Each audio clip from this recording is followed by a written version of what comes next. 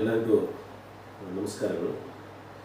Jnanajyoti academy Manvi ಇದ್ರ ವತಿಯಿಂದ ಇತ್ತೀಚೆಗೆ ಅಥವಾ ಕಳೆದ 2-3 ದಿನಗಳಿಂದ ಈ ಒಂದು ಪೊಲೀಸ್ ನೇಮಕಾತಿ, ಸಿವಿಲ್ ಪೊಲೀಸ್ ನೇಮಕಾತಿ ಪುರುಷ ಮತ್ತು ಮಹಿಳೆಯರಿಗೆ ಸುಮಾರು ಹುದ್ದೆಗಳನ್ನು ಕರ್ನಾಟಕ ಸರ್ಕಾರ ನೇಮಕಾತಿ ಮಾಡ್ಕೊಳ್ಳಿಕ್ಕೆ ಮಾಡ್ತಾಯಿದೆ. ಇದೊಂದು ಖುಷಿಯ ವಿಚಾರ. ಎಲ್ಲ ವಿದ್ಯಾರ್ಥಿಗಳ ಒಂದು ಪ್ರಶ್ನೆ ಏನು ಅಂತಂದರೆ, ಕಡಿಮೆ ಅವಧಿ ಕೊಟ್ಟಿದ್ದಾನೆ, ಕೇವಲ 2 ತಿಂಗಳಲ್ಲಿ. ಕೆಲವು ವಿದ್ಯಾರ್ಥಿಗಳು ಹೇಳ್ತಾರೆ ಕೇವಲ 58 ದಿನ ಇದೆ ಸರ್, 56 ದಿನ ಇದೆ ಸರ್ ಅಂತ ಹೇಳ್ತಾ ಇದ್ದಾರೆ. ಈ ಒಂದು 2 ತಿಂಗಳಲ್ಲಿ ಈ ಪೊಲೀಸ್ ನೇಮಕಾತಿ ನಾವು ತಯಾರಾಗಲಿಕ್ಕೆ ಸಾಧ್ಯವೇ, ಅಥವಾ ನಾವು ಹೇಗೆ ಸಿದ್ಧತೆ ಮಾಡ್ಕೋಬೇಕು, ಯಾವ ರೀತಿ ಪ್ರಿಪ್ರೇಷನ್ ಮಾಡ್ಕೋಬೇಕು ಅಂತಕ್ಕಂತಹ ಪ್ರಶ್ನೆಗಳನ್ನು ಅನೇಕ ವಿದ್ಯಾರ್ಥಿಗಳು ಕೇಳಿದ್ದಾರೆ. ಅದಕ್ಕೆ ಸಂಬಂಧಪಟ್ಟಂತೆ 2 ತಿಂಗಳಲ್ಲಿ ನಾವು ಯಾವ ರೀತಿ ಓದಿದರೆ, ಯಾವ ಪುಸ್ತಕಗಳನ್ನು ಓದಿದರೆ, ಓದುವ ಕ್ರಮ ಹೇಗಿದ್ದರೆ ಅಥವಾ ಓದೋ ವಿಧಾನ ಹೇಗಿದ್ದರೆ, ಅಥವಾ 2 ತಿಂಗಳ ಒಂದು ಸಮಯವನ್ನು ಯಾವ ರೀತಿಯಾಗಿ ಸರಿಯಾಗಿ ಬಳಕೆ ಮಾಡ್ಕೋಬಹುದು ಅಂತಕ್ಕಂತಹ ವಿಚಾರವನ್ನು ನಾನು ಇವತ್ತಿನ ತರಗತಿಯಲ್ಲಿ ಹೇಳ್ತಾ ಇದ್ದೀನಿ. ಸ್ವಲ್ಪ ಈ ಒಂದು ತರಗತಿಯನ್ನು ಸಂಪೂರ್ಣವಾಗಿ ಕೇಳಿ, ಜೊತೆಗೆ ತಮಗೆ ಇಷ್ಟ ಆಗಿದ್ದರೆ ಈ ಒಂದು ತರಗತಿಯನ್ನು ನಿಮ್ಮ ಸ್ನೇಹಿತರಿಗೆ, ನಿಮ್ಮ ಗ್ರೂಪ್ಗಳಿಗೆ ಶೇರ್ ಮಾಡಿ, ಜೊತೆಗೆ ನಮ್ಮ ಚಾನಲನ್ನು ಸಬ್ಸ್ಕ್ರೈಬ್ ಮಾಡ್ಕೊಳ್ಳಿ ಅಂತ ಹೇಳ್ತಾ ಇದ್ದೀನಿ. ಸಬ್ಸ್ಕ್ರೈಬ್ ಮಾಡ್ಕೊಂಡ್ರೆ ಈ ಚಾನಲಲ್ಲಿ ಅನೇಕ ರೀತಿಯಾಗಿರತಕ್ಕಂತಹ ಇಂತಹ ವಿಡಿಯೋಗಳು ಬರ್ತವೆ. ಇನ್ನು ಮುಂದಿನ ದಿನಗಳಲ್ಲಿ ಪ್ರತಿ ವಿಷಯಕ್ಕೆ ಸಂಬಂಧಪಟ್ಟಂತೆ ನಾನು ಯಾವ ರೀತಿ ತಯಾರು ಮಾಡ್ಕೋಬೇಕು ಅಥವಾ ಕಂಟೆಂಟ್ ಬಗ್ಗೆ ನಾನು ಚರ್ಚೆ ಮಾಡ್ತಾ ಇದ್ದೀನಿ. ಫಸ್ಟ್ ನಾವು ನೇರವಾಗಿ ಬರೋಣ. 2 ತಿಂಗಳಲ್ಲಿ ಪೊಲೀಸ್ ನೇಮಕಾತಿ ಸಿದ್ಧತೆ ಅಥವಾ ತಯಾರಿಯನ್ನು ಹೇಗೆ ಮಾಡ್ಕೋಬೇಕು ಅಂತಕ್ಕಂಥದ್ದು. ಈ ಒಂದು ಫಸ್ಟ್ ನಾವು ಓದಬೇಕಾಗಿರತಕ್ಕಂಥದ್ದು ಏನು ಅಂತಂದಾಗ, ಇಲ್ಲಿ ನಮಗೆ ಬೇಕಾಗಿರತಕ್ಕಂಥದ್ದು ಈ ಒಂದು ಪಠ್ಯಕ್ರಮ ಏನು ಅಂತ ಗೊತ್ತಿರಬೇಕು. ನಮಗೆ 2 ತಿಂಗಳಲ್ಲಿ ಓದಬೇಕು ಅಂತಂದಾಗ ಪಠ್ಯಕ್ರಮ ಏನು ಅಂತಂದರೆ ಸಿಲೆಬಸ್ ಏನಿದೆ, ಇದರಲ್ಲಿ ಏನು ಅಂದಾಗ ಸಿಲೆಬಸ್ ಏನು ಕೊಟ್ಟಿದ್ದಾರೆ ಅನ್ನೋದ್ರ ಬಗ್ಗೆ ನಮಗೆ ಗೊತ್ತಿರಬೇಕು. ಈ ಪಠ್ಯಕ್ರಮ ಏನು ಅನ್ನೋದ್ರ ಬಗ್ಗೆ. ನಂತರ 2ನೇ ಅಂಶ ಏನು ಅಂತಂದಾಗ, ಓದಬೇಕಾಗಿರ್ತಕ್ಕಂಥ ಪುಸ್ತಕಗಳನ್ನು ಯಾವುದು ಓದಬೇಕಾಗಿರ್ತಕ್ಕಂತಹ ಪುಸ್ತಕಗಳು, ಯಾವ ಪುಸ್ತಕಗಳು ಈ ಒಂದು ಮುಖ್ಯವಾಗಿದ್ದಾವೆ, ಅಥವಾ ಯಾವ ಪುಸ್ತಕಗಳನ್ನು ಓದಿದರೆ ಸಕ್ಸಸ್ ಆಗ್ತಕ್ಕಂತಹ ಒಂದು ರೇಷಿಯೋ ಇರುತ್ತೆ ಅಂತಕ್ಕಂಥದ್ದು, ಓದಬೇಕಾಗಿರ್ತಕ್ಕಂತಹ ಪುಸ್ತಕಗಳ ಬಗ್ಗೆ ನೋಡ್ಕೊಳ್ಳೋಣ. ಅದೇ ರೀತಿಯಾಗಿ 3ನೇದು ಏನು ಅಂತಂದಾಗ, ಇಲ್ಲಿ ಈ ದಿನಾಲು ಎಷ್ಟು ಸಮಯ ಓದಬೇಕು ಅಂತಕ್ಕಂಥದ್ದು. ಏನು ಅಂದಾಗ ದಿನಾಲು ಎಷ್ಟು ಸಮಯ ಓದಬೇಕು, ಎಷ್ಟು ಸಮಯ ಓದಬೇಕು ಅಂತಕ್ಕಂಥದ್ದು, ಎಷ್ಟು ಸಮಯವನ್ನು ನಾವು ಓದಲಿಕ್ಕೆ ಅವಕಾಶ ಮಾಡಿಕೊಡ್ಬೇಕು ಅಥವಾ ಓದಬೇಕು ಅಂತಕ್ಕಂಥದ್ದು, ಇದೊಂದು ವಿಚಾರ. ಅದೇ ರೀತಿಯಾಗಿ ಓದೋ ವಿಧಾನ ಹೇಗಿರಬೇಕು ಅಂತಕ್ಕಂಥದ್ದು, ಓದುವ ವಿಧಾನ ಹೇಗಿರಬೇಕು ಅಂತಕ್ಕಂಥದ್ದು, ಓದುವ ವಿಧಾನ ಹೇಗಿರಬೇಕು ಅಂತಕ್ಕಂಥದ್ದು. ಆಮೇಲೆ ವೆರಿ ಇಂಪಾರ್ಟೆಂಟ್ ಆಗಿರ್ತಕ್ಕಂತಹ ಒಂದು ಟಾಪಿಕ್ ಏನು ಅಂತಂದರೆ, ಇಲ್ಲಿ ಈ ಸಂದರ್ಭಗಳಲ್ಲಿ 2 ತಿಂಗಳ ಅವಧಿಯಲ್ಲಿ ಏನು ಮಾಡಬೇಕು, ಏನು ಮಾಡಬೇಕು, ಏನು ಇವ್ಯಾರು ಓದ್ಕಿಂತ ಇಂಪಾರ್ಟೆಂಟ್ ಅಂದಾಗ ನಮ್ಮ ಭವಿಷ್ಯ ನಿರ್ಧಾರ ಆಗ್ತಕ್ಕಂಥದ್ದು ಈ ಕೊನೆ ಪಾಯಿಂಟಲ್ಲಿ. ಏನು ಮಾಡಬೇಕು ಈ ಸಂದರ್ಭದಲ್ಲಿ, ಏನು ಮಾಡಬಾರ್ದು ಅಂತಕ್ಕಂಥದ್ದು, ಸ್ವಲ್ಪ ಮಾಡಬಾರ್ದು ಅಂತಕ್ಕಂಥದ್ದು. ಇದ್ರ ಬಗ್ಗೆ ಸ್ವಲ್ಪ ನಾವು ವಿಶೇಷವಾಗಿ ಗಮನ ಕೊಡೋಣ. ಇಲ್ಲಿ ಮುಖ್ಯವಾಗಿ ನಾವು ಯಾವುದೇ ಒಂದು ಸ್ಪರ್ಧಾತ್ಮಕ ಪರೀಕ್ಷೆ, ಅದರಲ್ಲಿ ಮುಖ್ಯವಾಗಿ ನಮಗೆ ಬೇಕಾಗಿರ್ತಕ್ಕಂಥದ್ದು ಟು ದಿ ಪಾಯಿಂಟ್ ಇರ್ತಕ್ಕಂಥದ್ದು ಪೊಲೀಸ್ ನೇಮಕಾತಿ, ಸಿವಿಲ್ ಪೊಲೀಸ್ ಕಾನ್ಸ್ಟೇಬಲ್ ಅಂತಕ್ಕಂತಹ ಒಂದು ನೇಮಕಾತಿ ಸಂಬಂಧಪಟ್ಟಂತೆ ಮೊದಲನೇದಾಗಿ ನೇರವಾಗಿ ಒಂದು ಟಾಪಿಕ್ ಬರ್ತಾ ಇದ್ದೀನಿ. ಏನು ಅಂತಂದಾಗ ಪಠ್ಯಕ್ರಮ ಏನು ಅಂತಕ್ಕಂಥದ್ದು. ಏನು ಅಂತಂದಾಗ ಇದರ ಒಂದು ಸಿಲೆಬಸ್ ಏನೈತಿ, ಇದೊಂದು ಸಿಲೆಬಸ್ ಏನು ಸ್ವಲ್ಪ ನೇರವಾಗಿ ತಗೊಂಡ್ಬಿಡೋಣ. ಇಲ್ಲಿ ಏನು ಅಂತಂದಾಗ ಈ ಸಿಲೆಬಸ್ ಅಲ್ಲಿ ಏನೇನನ್ನ ಓದಬೇಕು, ಸಿಲೆಬಸ್ ಅಂತಕ್ಕಂಥದ್ದು ಏನಿರುತ್ತೆ ಅಂತಕ್ಕಂಥದ್ದು. ಎಲ್ಲ ಒಂದು GK ಪೇಪರ್ಗೆ, ಈ ಪೊಲೀಸ್ ಕಾನ್ಸ್ಟೇಬಲ್ ಇರ್ತಕ್ಕಂಥದ್ದು GK, ಈ ಒಂದು ಪರೀಕ್ಷೆ ನಡೆಸ್ತಕ್ಕಂತಹ ಪ್ರಾಧಿಕಾರ ಯಾವುದು ಅಂತಂದಾಗ ಅಥವಾ ಅಥಾರಿಟಿ ಯಾರಿಗೆ ಕೊಟ್ಟಿದ್ದಾರೆ ಅಂತಂದಾಗ ಕರ್ನಾಟಕ ಎಕ್ಸಾಮಿನೇಷನ್ ಅಥಾರಿಟಿ. ಈ ಕರ್ನಾಟಕ ಎಕ್ಸಾಮಿನೇಷನ್ ಅಥಾರಿಟಿ ಅಂತಕ್ಕಂಥದ್ದು ಇವರು ಪ್ರಶ್ನೆ ಪತ್ರಿಕೆಗಳನ್ನು ತಯಾರು ಮಾಡ್ತಾ ಇದ್ದಾರೆ. ಆ ಪ್ರಶ್ನೆ ಪತ್ರಿಕೆಗಳನ್ನು ನಾವು ನೋಡ್ಕೊಂತ ಹೋಗ್ಬೇಕು. ನಾವು ಸುಮಾರು SDA ಎಕ್ಸಾಮ್ ಮಾಡಿದ್ದಾರೆ, ಕೆಲವೊಂದು ಗ್ರೂಪ್ C ಎಕ್ಸಾಮ್ ಮಾಡಿದ್ದಾರೆ. ಅದೇ ರೀತಿಯಾಗಿ ಇತ್ತೀಚೆಗೆ ಕೆಲವೊಂದು ಗ್ರೂಪ್ C ಎಕ್ಸಾಮ್ಗಳು ಬಂದಿದ್ದಾವೆ. ಈ ರೀತಿಯಾಗಿ KA ಮಾಡಿರ್ತಕ್ಕಂತಹ ಪ್ರಶ್ನೆ ಪತ್ರಿಕೆಗಳು ಬಹಳ ಸರಳ ಅನಿಸ್ತವೆ, ಆದರೆ ಅಷ್ಟೇ ಟ್ವಿಸ್ಟ್ ಮಾಡಿರ್ತಾರೆ. ಒಂದೇ ಲೈನಲ್ಲಿ ಪ್ರಶ್ನೆ ಬಂದಿರ್ತೈತಿ, ಆದರೂ ನಮಗೆ ಟ್ವಿಸ್ಟ್ ಅನಿಸುತ್ತೆ. ಹಂಗಾಗಿ ಈ ಪ್ರಶ್ನೆ ಪತ್ರಿಕೆಗಳನ್ನು ನಾವು ಹಳೆಯ ಪ್ರಶ್ನೆ ಪತ್ರಿಕೆಗಳನ್ನು ಮಾತ್ರ ಇಟ್ಕೊಂಡು ಈ ಒಂದು ಪರೀಕ್ಷೆಗೆ ಓದಬೇಕು. ಮೊದಲು ಈ ಒಂದು ಪೊಲೀಸ್ ಇಲಾಖೆ ಮಾಡ್ತಾ ಇತ್ತು ನೇಮಕಾತಿಯನ್ನು. ನಂತರ ಈ ಒಂದು ಈ ವರ್ಷ ಮಾತ್ರ ಏನು ಮಾಡಿದ್ದಾರೆ, ಕೆ ಕೊಟ್ಟಿದ್ದಾರೆ. ನಾವು ಎಲ್ಲಿಗೆ ಹೋಗಬೇಕು ಅಂತಂದಾಗ ಆಮೇಲೆ ಪೊಲೀಸ್ ನೇಮಕಾತಿ ಸಂಬಂಧಪಟ್ಟಂತೆ 2024 ಒಂದು ಕ್ವಶನ್ ಪೇಪರ್ನ ನಾವು ನೋಡಬೇಕಾಗುತ್ತೆ. 2024 ಜನವರಿ 24 ಮೋಸ್ಟ್ಲಿ ಆ ಒಂದು ಎಕ್ಸಾಮ್ ಏನಂದಾಗ ಅವತ್ತು ಒಂದಿನ ಎಕ್ಸಾಮ್ ನಡೆದಿತ್ತು ಪೊಲೀಸ್ ನೇಮಕಾತಿ ಸಂಬಂಧಪಟ್ಟಂತೆ. ಆ ಪೇಪರ್ ಮೊದಲು ಬಂದಿರತಕ್ಕಂಥ ಪೇಪರ್ಗೂ ಇತ್ತೀಚಿನ ಪೇಪರ್ಗೂ ಈ ಒಂದು ಬಹಳ ವ್ಯತ್ಯಾಸಗಳಿದಾವ. ಹಂಗಾಗಿ ನಾನು ನಿಮಗೆ ಭಯಪಡಿಸ್ತಾ ಇಲ್ಲ. ಏನು ಅಂತಂದಾಗ ನಾವು ಓದುವ ಕ್ರಮ ಒಂದು ಪಿಚ್ಚನ್ನು ಜಾಸ್ತಿ ಮಾಡ್ಕೋಬೇಕಂತ ಹೇಳ್ತಾ ಇದ್ದೀನಿ ನಾನು. ಅಂದರೆ ಈ ಒಂದು ಆಧಾರದ ಮೇಲೆ ಪಠ್ಯಕ್ರಮವನ್ನು, ಇಲ್ಲಿ ಪಠ್ಯಕ್ರಮದಲ್ಲಿ ಬರ್ತಕ್ಕಂಥ ಮುಖ್ಯವಾಗಿ ಯಾವುದು ಅಂತಂದಾಗ ನಾವು ಯಾವ ಓದಬೇಕು ಅಂತಂದಾಗ ಇತಿಹಾಸ ಓದಬೇಕು, ಇಂಡಿಯನ್ ಹಿಸ್ಟ್ರಿಯನ್ನು ಓದಬೇಕು ಕಡ್ಡಾಯವಾಗಿ. ಇಂಡಿಯನ್ ಹಿಸ್ಟ್ರಿ ಮೇಲೆ ಸುಮಾರು ಪ್ರಶ್ನೆಗಳು ಬಂದಿದೆ ಎಲ್ಲ ಪೊಲೀಸ್ ನೇಮಕಾತಿಯಲ್ಲಿ. ಸುಮಾರು ಎಷ್ಟು ಅಂತಂದಾಗ ಕೆಲವೊಂದು ಎಕ್ಸಾಮ್ಗಳಲ್ಲಿ 10ರಿಂದ 20 ಪ್ರಶ್ನೆಗಳು ಬಂದಾವೆ. ಅಲ್ಲಿ 3 ರೀತಿಯಾಗಿರ್ತಕ್ಕಂಥದ್ದು. ಅಲ್ಲಿ ಕೆಲವು ಸಂದರ್ಭಗಳಲ್ಲಿ ಪ್ರಾಚೀನ ಇತಿಹಾಸಕ್ಕೆ ಮಹತ್ವ ಕೊಡಬಹುದು, ಕೆಲವು ಸಂದರ್ಭದಲ್ಲಿ ಮಧ್ಯಕಾಲೀನ ಇತಿಹಾಸಕ್ಕೆ ಮಹತ್ವ ಕೊಡಬಹುದು, ಕೆಲವು ಸಂದರ್ಭದಲ್ಲಿ ಆಧುನಿಕ ಭಾರತೀಯ ಇತಿಹಾಸಕ್ಕೆ ಮಹತ್ವ ಕೊಡಬಹುದು, ಕೆಲವು ಸಂದರ್ಭದಲ್ಲಿ ಸ್ವಾತಂತ್ರ್ಯ ಚಳವಳಿಯಲ್ಲಿ ಮಹತ್ವ ಕೊಡಬಹುದು, ಕೆಲವು ಸಂದರ್ಭದಲ್ಲಿ ಕರ್ನಾಟಕ ಹಿಸ್ಟ್ರಿ ಮಹತ್ವ ಕೊಡಬಹುದು. ಆ ಸಂದರ್ಭದಲ್ಲಿ ಪ್ರಶ್ನೆ ಪತ್ರಿಕೆ ತೆಗೆತಕ್ಕಂತಹ ವ್ಯಕ್ತಿಯ ಮನಸ್ಥಿತಿ ಆಧಾರವಾಗಿ, ಅಂದರೆ ನಾವು ಎಲ್ಲ ಕಂಟೆಂಟನ್ನು ಒಂದು ಗ್ಲಾನ್ಸ್ ಆಗಿ ಓದಬೇಕು. ಒಂದು ಗ್ಲಾನ್ಸ್ ಆಗಿ ಅಂದರೆ ಅದನ್ನು ಸೂಕ್ಷ್ಮ ರೀತಿಯಲ್ಲಿ ನಾವು ಓದಬೇಕು. ಈ ಒಂದು ಇತಿಹಾಸ ವಿಷಯಕ್ಕೆ ಸಂಬಂಧಪಟ್ಟಂತೆ ಅಥವಾ ನಾವು ಈ ಒಂದು ಪೊಲೀಸ್ ನೇಮಕಾತಿಗೆ ಸಂಬಂಧಪಟ್ಟಂತೆ ಮುಖ್ಯವಾಗಿ ಓದ್ತಕ್ಕಂಥ ಪುಸ್ತಕಗಳು ಅಂತಂದರೆ ಇಲ್ಲಿ ಫಸ್ಟ್ ನಮಗೆ ಒಂದು ನೇಡ್ಬಿಡ್ತೀನಿ ನಾನು. ಇತಿಹಾಸದ ಮೇಲೆ 10ರಿಂದ 20 ಪ್ರಶ್ನೆಗಳು ಬರ್ಬೋದು. ಎರಡನೇದಾಗಿ ಈ ಒಂದು ಸಂವಿಧಾನ ವಿಷಯಕ್ಕೆ ಸಂಬಂಧಪಟ್ಟಂತೆ ಇಂಡಿಯನ್ ಪಾಲಿಟಿ ಅಥವಾ ಇಂಡಿಯನ್ ಕಾನ್ಸ್ಟಿಟ್ಯೂಷನ್, ಇದಕ್ಕೆ ಸಂಬಂಧಪಟ್ಟಂತೆ ಸುಮಾರು 15ರಿಂದ 30 ಪ್ರಶ್ನೆಗಳು. ಒಂದೊಂದ್ಸಲ ಎಕ್ಸಾಮ್ನಲ್ಲಿ 35 ಪ್ರಶ್ನೆಗಳು ಕೇಳಿದ್ದಾನೆ. 15ರಿಂದ 30 ಪ್ರಶ್ನೆಗಳು ಕೇಳ್ಬೋದು. ಯಾಕೆ ಇದನ್ನು ಜಾಸ್ತಿ ಕೇಳಿದಾಗ ಎಲ್ಲ ಡಿಗ್ರಿಗಳಲ್ಲಿ ಅಥವಾ ಪ್ರತಿಯೊಬ್ಬ ಭಾರತೀಯ ನಾಗರಿಕನಿಗೆ ಸಂವಿಧಾನದ ಅರಿವು ಅಂತಕ್ಕಂಥದ್ದು ಅಗತ್ಯ ಇದೆ. ಹಾಗಾಗಿ ಇದ್ರ ಬಗ್ಗೆ ಸ್ವಲ್ಪ ಗೊತ್ತಿರಬೇಕು ನಮಗೆ. ಹಂಗಾಗಿ ಇದ್ರ ಮೇಲೆ ಪ್ರಶ್ನೆಗಳು ಬರ್ತವೆ. ಅರ್ಥಾಯ್ತಾ? ಅದಾದ ತಕ್ಷಣವೇ ನೆಕ್ಸ್ಟ್ ಯಾವುದು ಅಂದಾಗ ಭೂಗೋಳಶಾಸ್ತ್ರ ಅಂತಕ್ಕಂಥದ್ದು. ಭೂಗೋಳಶಾಸ್ತ್ರ ಅಂತ ಇದರ ಮೇಲೆ ಪ್ರಶ್ನೆಗಳು ಬರ್ತಾವ. ಈ ಒಂದು ಭೂಗೋಳಶಾಸ್ತ್ರದ ಮೇಲೆ 10ರಿಂದ ಸುಮಾರು 15 ಪ್ರಶ್ನೆಗಳು ಬರ್ಬೋದು. ಭೂಗೋಳಶಾಸ್ತ್ರದಲ್ಲಿ ಅಲ್ಲಿ ಜಾಸ್ತಿ ಬರ್ತಕ್ಕಂಥದ್ದು ಪ್ರಾಕೃತಿಕ ಭೂಗೋಳ ಮತ್ತು ಕರ್ನಾಟಕ ಭೂಗೋಳದ ಮೇಲೆ ಸ್ವಲ್ಪ ಪ್ರಶ್ನೆಗಳು ಏನಾಗ್ತವೆ ಅಂತಂದಾಗ ಜಾಸ್ತಿ ಬರ್ತಕ್ಕಂಥ ಸಾಧ್ಯತೆ ಇರುತ್ತೆ. ಹಂಗಾಗಿ ಸ್ವಲ್ಪ ಗೊತ್ತಿರಬೇಕು. ಅದೇ ರೀತಿಯಾಗಿ ಇನ್ನೊಂದು ಯಾವುದು ಅಂದಾಗ ಅರ್ಥಶಾಸ್ತ್ರ ವಿಷಯ ಅಂತಕ್ಕಂಥದ್ದು. ಅರ್ಥಶಾಸ್ತ್ರ ಎಕಾನಮಿಕ್ಸ್ ಸಂಬಂಧಪಟ್ಟಂತೆ ಸುಮಾರು 10ರಿಂದ 15 ಪ್ರಶ್ನೆಗಳು ಬರ್ತವೆ. ಎಕಾನಮಿಕ್ಸ್ ಸಂಬಂಧಪಟ್ಟಂತೆ ಈ ಒಂದು ಇತ್ತೀಚೆಗೆ ನಡೆದತಕ್ಕಂಥ ಕೃಷಿ ಬಗ್ಗೆ ಆಗಿರ್ಬೋದು, ರಸ್ತೆಗಳ ಬಗ್ಗೆ ಆಗಿರ್ಬೋದು, ಬ್ಯಾಂಕಿಂಗ್ ಬಗ್ಗೆ ಆಗಿರ್ಬೋದು, ಶೇರ್ ಮಾರ್ಕೆಟ್ ಬಗ್ಗೆ ಆಗಿರ್ಬೋದು, ಸಾರಿಗೆ ಬಗ್ಗೆ ಆಗಿರ್ಬೋದು, ಇತ್ತೀಚೆಗೆ ನಡ್ತಕ್ಕಂಥ ಕೆಲವೊಂದು ಉತ್ಪನ್ನಗಳಲ್ಲಿ ಆಗ್ತಕ್ಕಂಥ ವ್ಯತ್ಯಾಸಗಳಾಗಿರ್ಬೋದು, ಸರಕು ಸೇವೆಗಳಾಗಿರ್ಬೋದು, ಟ್ಯಾಕ್ಸ್ಗಳಾಗಿರ್ಬೋದು, GST ಆ ಥರ ಕಟ್ಟಿದೆಯಲ್ಲ, ಅದಕ್ಕೆ ಸಂಬಂಧಪಟ್ಟಂತೆ ಸರ್ಕಾರದ ಸಂಪೂರ್ಣವಾಗಿ ನೀಡತಕ್ಕಂತಹ ಆಯವ್ಯಯಗಳನ್ನು ಇಲ್ಲಿ ಜಾಸ್ತಿ ಕೇಳ್ತಾರೆ ಅಂತಕ್ಕಂಥದ್ದು. ಯಾವುದು ಅಂದಾಗ ಅರ್ಥಶಾಸ್ತ್ರ ವಿಷಯಕ್ಕೆ ಸಂಬಂಧಪಟ್ಟಂತೆ. ಇನ್ನೊಂದು ಜಾಸ್ತಿ ಬರ್ತಕ್ಕಂಥ ಇಂಪಾರ್ಟೆಂಟ್ ಆಗಿರ್ತಕ್ಕಂಥ ಟಾಪಿಕ್ ಯಾವುದು ಅಂತಂದಾಗ ಪ್ರಚಲಿತ ಘಟನೆಗಳು ಅಂತಕ್ಕಂಥದ್ದು. ಯಾವುದು ಅಂದಾಗ ಪ್ರಚಲಿತ ಘಟನೆಗಳು ಅಂತಕ್ಕಂಥದ್ದು. ಈ ಪ್ರಚಲಿತ ಘಟನೆಗಳು ಅಂತಂದಾಗ ಇಲ್ಲಿ ಕೆಲವು ಸಂದರ್ಭಗಳಲ್ಲಿ ಸುಮಾರು ಎಷ್ಟು ಅಂತಂದಾಗ 15ರಿಂದ 25 ಪ್ರಶ್ನೆಗಳನ್ನು ಕೇಳ್ಬೋದು. ಪ್ರಚಲಿತ ಘಟನೆಗಳು ಬಹಳಷ್ಟು ಇಂಪಾರ್ಟೆಂಟ್. ಇವಕ್ಕೆ ಯಾವಾಗಲೂ ಇರ್ತದೆ, ಬಟ್ ಇದು ಮಾತ್ರ ಏನಾಗ್ತದೆ, ಯಾವಾಗಲೂ ಚೇಂಜ್ ಆಗಿರುತ್ತೆ.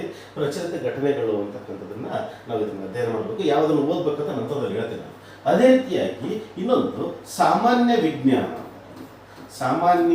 ವಿಜ್ಞಾನಕ್ಕೆ ಸಂಬಂಧಪಟ್ಟಂತೆ ಇಲ್ಲಿ ಇತ್ತೀಚೆಗೆ ಪರಿಸರ ವಿಷಯಕ್ಕೆ ಸಂಬಂಧಪಟ್ಟಂತೆ, ತಂತ್ರಜ್ಞಾನ ವಿಷಯಕ್ಕೆ ಸಂಬಂಧಪಟ್ಟಂತೆ ಜಾಸ್ತಿ ಪ್ರಶ್ನೆಗಳು ಕೇಳ್ತಾ ಇದ್ದಾರೆ. ಪರಿಸರಕ್ಕೆ ಆಗಿರ್ತಕ್ಕಂಥ ಬದಲಾವಣೆಗಳಾಗಿ ಆಗಿರ್ಬೋದು, ಇತ್ತೀಚೆಗೆ ಆಗಿರ್ತಕ್ಕಂಥ ಹೊಸ ತಂತ್ರಜ್ಞಾನಗಳ ಬಗ್ಗೆ ಆಗಿರ್ಬೋದು, ಜಾಸ್ತಿ ಪ್ರಶ್ನೆ ಕೇಳ್ತಕ್ಕಂಥ ಕಂಡು ಬರ್ತಾ ಇದೆ. ಇನ್ನೊಂದು ಯಾವುದು ಅಂತಂದಾಗ ಮಾನಸಿಕ ಸಾಮರ್ಥ್ಯ ಮೆಂಟಲ್ ಎಬಿಲಿಟಿ. ಈ ಮೆಂಟಲ್ ಎಬಿಲಿಟಿ ಇದರ ಮೇಲೆ ಇದಕ್ಕೆ ಸಂಬಂಧಪಟ್ಟಂತೆ ಸುಮಾರು ಒಂದು ಎಷ್ಟು ಅಂದಾಗ 15ರಿಂದ 25 ಪ್ರಶ್ನೆ ಕೇಳಬಹುದು. ಆಯ್ತಾ? ಮಾನಸಿಕ ಸಾಮರ್ಥ್ಯ ಅಂತಂದಾಗ ಪೊಲೀಸ್ ನೇಮಕಾತಿಯಲ್ಲಿ ಇದರ ಮೇಲೆ ಪ್ರಶ್ನೆಗಳು ಕೇಳ್ತಾರೆ. ಕಡ್ಡಾಯವಾಗಿ ಪೊಲೀಸ್ ನೇಮಕಾತಿಯಲ್ಲಿ ಮಾನಸಿಕ ಸಾಮರ್ಥ್ಯಕ್ಕೆ ಸಂಬಂಧಪಟ್ಟಂತೆ 10ರಿಂದ ಸುಮಾರು 15 ಪ್ರಶ್ನೆಗಳು ಕೇಳಬಹುದು. 10ರಿಂದ ಏನು ಮಾಡ್ಬೋದು ಅಂತಂದಾಗ 15 ಪ್ರಶ್ನೆಗಳನ್ನು ಎಲ್ಲಿ ಕೇಳ್ಬೋದು ಅಂದಾಗ ಮಾನಸಿಕ ಸಾಮರ್ಥ್ಯ. ಅದಲ್ಲದೆ ಇನ್ನೂ ಒಂದು ಕೆಲವೊಂದು ಪ್ಯೂರ್ GK ಅಂತ ಬರುತ್ತೆ. ಪುಸ್ತಕಗಳಾಗಿರ್ಬೋದು, ಪುಸ್ತಕಗಳು ಮತ್ತು ಲೇಖಕರಾಗಿರ್ಬೋದು, ಇತರೆ ಅಂತ ಕರಿತೀವಿ ನಾವು. ಇತರೆ ಅಂತ ಬಂದಾಗ ಪುಸ್ತಕಗಳು ಮತ್ತು ಲೇಖಕರಾಗಿರ್ಬೋದು. ಅದೇ ರೀತಿಯ ರಾಷ್ಟ್ರೀಯ ಉದ್ಯಾನವನಗಳು ಅಂತ ಬರ್ತವೆ, ಇಲ್ಲಿ ಬರ್ತವೆ ಪ್ರಶ್ನೆಗಳು. ಅದೇ ರೀತಿಯ ಕೆಲವೊಂದು ಸಂಶೋಧನೆಗಳು ಅಂತ ಬರ್ತವೆ, ವೈಜ್ಞಾನಿಕ ಸಂಶೋಧನೆಗಳು, ಅದನ್ನು ಯಾರು ಸಂಶೋಧನೆ ಮಾಡಿದರು, ಆ ಥರ ಇರತಕ್ಕಂತಹ ಪ್ರಶ್ನೆಗಳು ಕೆಲವೊಂದು ಬರ್ತವೆ. ಸುಮಾರು ಒಂದು 5ರಿಂದ 10 ಪ್ರಶ್ನೆಗಳು ಅಲ್ಲಿ ಬರ್ಬೋದು.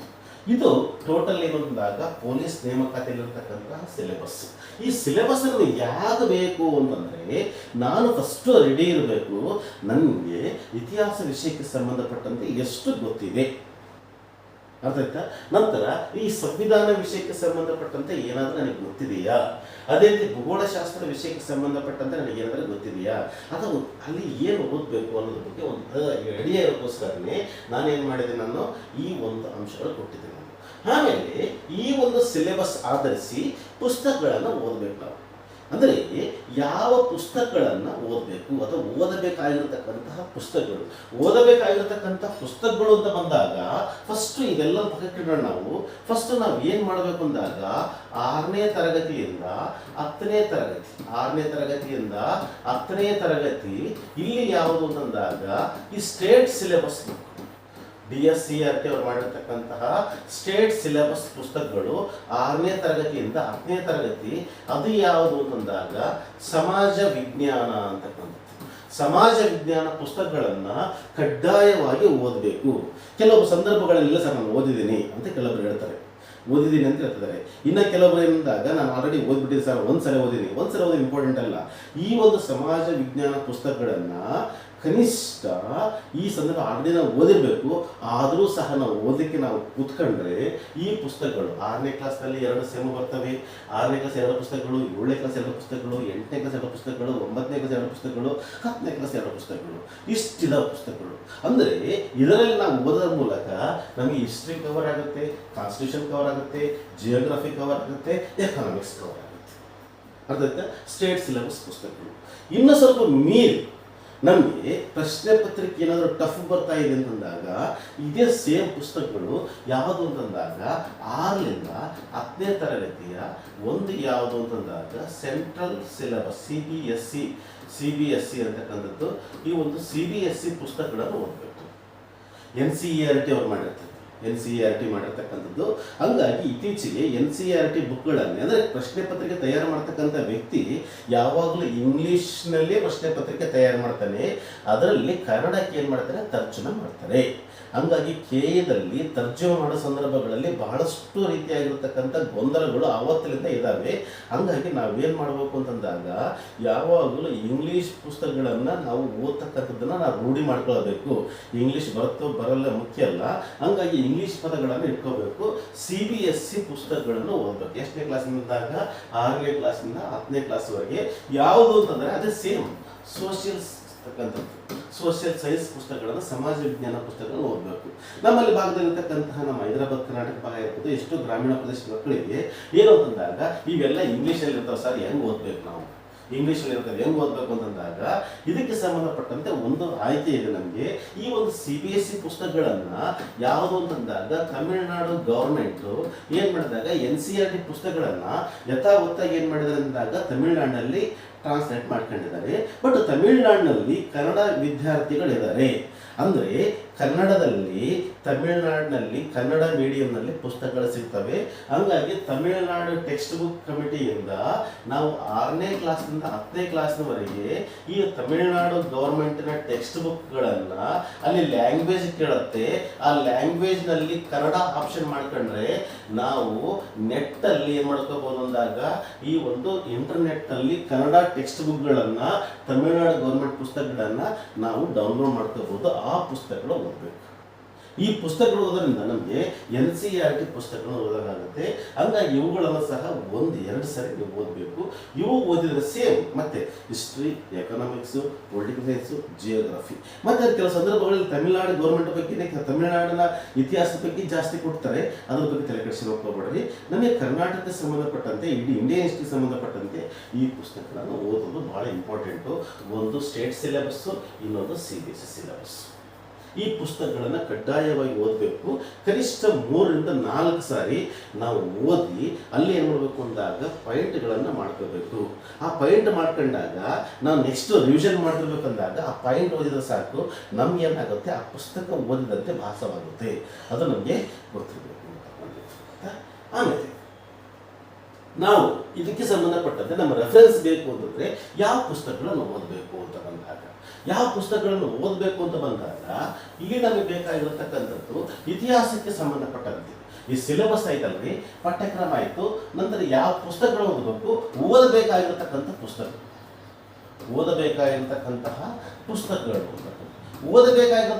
ಪುಸ್ತಕಗಳು ಬಂದಾಗ ಹಿಸ್ಟ್ರಿಗೆ ಸಂಬಂಧಪಟ್ಟಂತೆ ಯಾವ ಪುಸ್ತಕ ಓದಬೇಕು, ಹಿಸ್ಟ್ರಿಗೆ ಸಂಬಂಧಪಟ್ಟಂತೆ ಯಾವ ಪುಸ್ತಕಗಳು ಓದಬೇಕು ಅಂತ ಬಂದಾಗ ನಮಗೆ ನೇರವಾಗಿ ಈ ಸದ್ಯ ಸಮಯ ಕಡಿಮೆ ಇದೆ, ನಾವು ಯಾವ ಪುಸ್ತಕ ಓದಿದರೆ ನಾವು ಸಕ್ಸಸ್ ಆಗ್ತೀವಿ ಅಂತಕ್ಕಂಥದ್ದು. ಒಂದು ನಿಮಿಷ, ಯಾವ ಪುಸ್ತಕ ಓದಿದ್ರೆ ಸಕ್ಸಸ್ ಆಗ್ತೀವಿ ಅಂತಕ್ಕಂಥದ್ದು, ಯಾವ ಪುಸ್ತಕ ಓದಿದ್ರೆ ಸಕ್ಸಸ್ ಆಗ್ತೀವಿ ಅಂತಕ್ಕಂಥದ್ದು. ಇಲ್ಲಿ ಮುಖ್ಯವಾಗಿ ಒಂದು ಇತ್ತೀಚೆಗೆ ನಾವು ಕಡಿಮೆ ದಿನದಲ್ಲಿ ಓದಬೇಕು ಅಂತಂದಾಗ ಇಡೀ ಇಂಡಿಯನ್ ಹಿಸ್ಟ್ರಿ, ಕರ್ನಾಟಕ ಇತಿಹಾಸ ಒಳಗೊಂಡಂತೆ ಒಂದು ಆರ್ ಮಂಜುನಾಥ್ ಅಂತಕ್ಕಂಥ ಪುಸ್ತಕ ಇದೆ. ಅಂತಕ್ಕಂಥ ಪುಸ್ತಕ ಇದೆ. ಇದು ಸ್ವಲ್ಪ ಕ್ವಶನ್ ಪೇಪರ್ ಬೇಸ್ಡ್ ಬರೋದು, ಮೋಸ್ಟ್ಲಿ ಸ್ಪರ್ಧಾ ಇತಿಹಾಸ ಅಂತ ಇದೆ. ಇದು ಪುಸ್ತಕ ಚೆನ್ನಾಗಿದೆ. ಅದು ಬಿಟ್ಟರೆ ನಮಗೆ ಇತ್ತೀಚೆಗೆ ಈ ಒಂದು KN ಅಂತಕ್ಕಂಥ ಒಂದು ಸ್ಮಾಲ್ ಬುಕ್ ಮಾಡಿದ್ದಾರೆ. ಈ ಪುಸ್ತಕ ಓದಿದ್ರೆ ಸಾಕು, ನಾವೇನು ಮಾಡ್ಬೋದು, ಇತಿಹಾಸದ ಎಲ್ಲ ಕಂಟೆಂಟ್ಗಳನ್ನು ಕವರ್ ಮಾಡಬಹುದು. ಅದಂತೆ ನನ್ನ ಒಂದು ಎಷ್ಟೇ ನೀವು ಏನೊಂದಾಗ ಪುಸ್ತಕ ಓದಬೇಕು ಅಂದಾಗ ಹಳೆಯ ಪ್ರಶ್ನೆ ಒಂದು ಗಮನ ಇಟ್ಕೋಬೇಕು, ಕರೆಕ್ಟಾಗಿ ನೆನ್ಪಿಟ್ಕೊಳ್ರಿ. ಯಾವುದೇ ಪುಸ್ತಕ ಒಳ್ಳೇದು ಅನುಭವಕ್ಕೂ ಅಂತಂದರೆ ಹಳೆಯ ಪ್ರಶ್ನೆ ಪತ್ರಿಕೆಗಳನ್ನು ನಾವು ತಗೋಬೇಕು. ಹಳೆಯ ಪ್ರಶ್ನೆ ಪತ್ರಿಕೆ ತಗೊಂಡು ಆ ಪ್ರಶ್ನೆಗಳಿಗೆ ನನ್ನ ಪುಸ್ತಕದಲ್ಲಿ ನಾನು ಯಾವ ಪುಸ್ತಕ ಆಯ್ಕೆ ಮಾಡ್ಕೊಂಡಿದ್ದೀನಿ ಆ ಪುಸ್ತಕದಲ್ಲಿ ಆ ಪ್ರಶ್ನೆಗಳಿಗೆ ಉತ್ತರಗಳನ್ನು ಹುಡುಕಬೇಕು. ಆ ಪ್ರಶ್ನೆಗಳಿಗೆ ಉತ್ತರಗಳು ಹುಡುಕಿದರೆ ಆ ಪುಸ್ತಕಗಳಲ್ಲಿ ಉತ್ತರಗಳು ಸಿಗಬೇಕು. ಆ ಉತ್ತರಗಳು ಸಿಕ್ಕರೆ ಆ ಪುಸ್ತಕ ಚೆನ್ನಾಗಿದೆ, ಆ ನೋಟ್ಸ್ ಚೆನ್ನಾಗಿದ್ದಾವೆ. ಅಕಸ್ಮಾತ್ ಆ ಪುಸ್ತಕಗಳಲ್ಲಿ ಆನ್ಸರ್ ಸಿಕ್ಕಿಲ್ಲ ಅಂತಂದರೆ ಆ ಪುಸ್ತಕ ಬಿಡಬೇಕು, ಬೇರೆ ಪುಸ್ತಕ ಬಿಡಬೇಕು. ಇಲ್ಲಿ ಯಾವ ಪುಸ್ತಕ ಒಳ್ಳೆಯದು ಯಾವ ಪುಸ್ತಕ ಕೆಟ್ಟದು ಅಂತ ಇಂಪಾರ್ಟೆಂಟ್ ಅಲ್ಲ. ನಮ್ಮ ಪ್ರಶ್ನೆ ಪತ್ರಿಕೆ, ಹಳೆಯ ಪ್ರಶ್ನೆ ಪತ್ರಿಕೆಗಳಲ್ಲಿ ಬಂದಿರತಕ್ಕಂಥ ಪ್ರಶ್ನೆಗಳಿಗೆ ಯಾವ ಪುಸ್ತಕಗಳಲ್ಲಿ ಜಾಸ್ತಿ ಆನ್ಸರ್ ಸಿಗ್ತವೆ ಅಂತಹ ಪುಸ್ತಕಗಳನ್ನು ಆಯ್ಕೆ ಮಾಡ್ಕೊಳ್ತಕ್ಕಂಥದ್ದು. ನಮ್ಮ ಭವಿಷ್ಯ ನಾವು ಓದುತ್ತಿರುವ ಪುಸ್ತಕಗಳ ಮೇಲೆ ಅಡಗಿದೆ. ನಮ್ಮ ಭವಿಷ್ಯ ನಾವು ಓದ್ತಕ್ಕಂಥ ಪುಸ್ತಕಗಳು, ನಾನು ಓದ್ತಾ ಇದ್ದೀನಿ ಇಂಪಾರ್ಟೆಂಟ್ ಅಲ್ಲ, ಯಾವ ಪುಸ್ತಕಗಳನ್ನು ಓದ್ತಾ ಇದ್ದೀನಿ ಆ ಪುಸ್ತಕಗಳು ನನ್ನ ಪರೀಕ್ಷೆಗೆ ಎಷ್ಟು ಪೂರಕವಾಗಿದ್ದಾವೆ ಆ ಒಂದು ಆಧಾರದ ಮೇಲೆ ನಾವು ಪುಸ್ತಕಗಳನ್ನು ಆಯ್ಕೆ ಮಾಡ್ಕೋಬೇಕು. ಅದರ ಆಧಾರದ ಮೇಲೆ ಯಾವ ಪುಸ್ತಕಗಳನ್ನು ಓದಬೇಕು ಅನ್ನೋದ್ರ ಬಗ್ಗೆ ನಾನು ತಿಳಿಸ್ತಾ ಇದ್ದೀನಿ ಅಷ್ಟೇ, ಆಯಿತಾ. ಆಮೇಲೆ ಸಂವಿಧಾನಕ್ಕೆ ಸಂಬಂಧಪಟ್ಟಂತೆ ಈ ಒಂದು ಕನ್ನಡ ಮೀಡಿಯಂನಲ್ಲಿ ಈ ಒಂದು ಗಂಗಾಧರ ಅಂತ ಬರುತ್ತೆ. ಗಂಗಾಧರ ಪುಸ್ತಕ ಇದು ಒಳ್ಳೆಯ ಪುಸ್ತಕ, ಇದು ಚೆನ್ನಾಗಿ ಓದಬೇಕು ನಾವು. ಇನ್ನೊಂದು ರಾಷ್ಟ್ರೀಯ ಅಂತ ಬರುತ್ತೆ, ಆ ಪುಸ್ತಕ ಓದ್ಬೋದು. ಇದು PS ಗಂಗಾಧರ ಅಂತಕ್ಕಂಥ ಪುಸ್ತಕ ಭಾಳ ಚೆನ್ನಾಗಿರ್ತಕ್ಕಂಥ ಪುಸ್ತಕ. ಎಲ್ಲ ಪ್ರಶ್ನೆಗಳು ಡೆಪ್ತ್ ಆಗಿರ್ತಕ್ಕಂಥ ಪ್ರಶ್ನೆಗಳು ಈ ಒಂದು ಗಂಗಾಧರ ಅಂತ ನಾನು ರೆಫರೆನ್ಸ್ ಪುಸ್ತಕ ಮಾತ್ರ ರೆಫರ್ ಮಾಡ್ತಾ ಇದ್ದೀನಿ ನಾನು. ಅಂದರೆ ಆ ರೆಫರೆನ್ಸ್ ಪುಸ್ತಕಗಳು ಓದೋದ್ರಿಂದ ಏನಾಗುತ್ತೆ ಅಂದಾಗ ನಮ್ಮ ನಾಲೆಜ್ ಏನಾಗುತ್ತೆ, ಇನ್ಕ್ರೀಸ್ ಆಗುತ್ತೆ. ನಂತರ ಭೂಗೋಳಶಾಸ್ತ್ರ ಅಂತಕ್ಕಂಥ ಭೂಗೋಳಶಾಸ್ತ್ರ ವಿಷಯಕ್ಕೆ ಸಂಬಂಧಪಟ್ಟಂತೆ ಯಾವ ಪುಸ್ತಕಗಳನ್ನು ಓದಬೇಕು ಅಂತಕ್ಕಂಥ ಈ ಭೂಗೋಳಶಾಸ್ತ್ರಕ್ಕೆ ಪುಸ್ತಕಪಟ್ಟಂತೆ ಈ ಒಂದು ಡಾಕ್ಟರ್ ರಂಗನಾಥ್ ಅಂತಕ್ಕಂತಹ ಪುಸ್ತಕ ಬಹಳ ಚೆನ್ನಾಗಿದೆ. ಇವರು ಸಹ ಒಂದು ಡಾಕ್ಟರ್ PS ಗಂಗಾಧರ ಅಂತಕ್ಕಂಥವ್ರು. ಡಾಕ್ಟರ್ ರಂಗನಾಥ್ ಅಂತಕ್ಕಂತಹ ಪುಸ್ತಕ ಇದರಲ್ಲಿ ಯಾವುದು ಅಂತಂದಾಗ ಒಂದು ಪ್ರಾಕೃತಿಕ ಭೂಗೋಳ, ಇನ್ನೊಂದು ಕರ್ನಾಟಕ ಭೂಗೋಳ. ಇವೆರಡನ್ನ ಬಹಳ ಮಹತ್ವ ಕೊಡಬೇಕು ನಾವು. ಕರ್ನಾಟಕ ಭೂಗೋಳ, ಇನ್ನೊಂದು ಪ್ರಾಕೃತಿಕ ಭೂಗೋಳ. ಅದಲ್ಲದೆ ನಮಗೆ PU1 ಮತ್ತು 2 ಪುಸ್ತಕಗಳು ಇಲ್ಲಿ ಏನಾಗ್ತವೆ ಅಂದಾಗ ಟೆಕ್ಸ್ಟ್ ಬುಕ್ ಇದಾವೆ.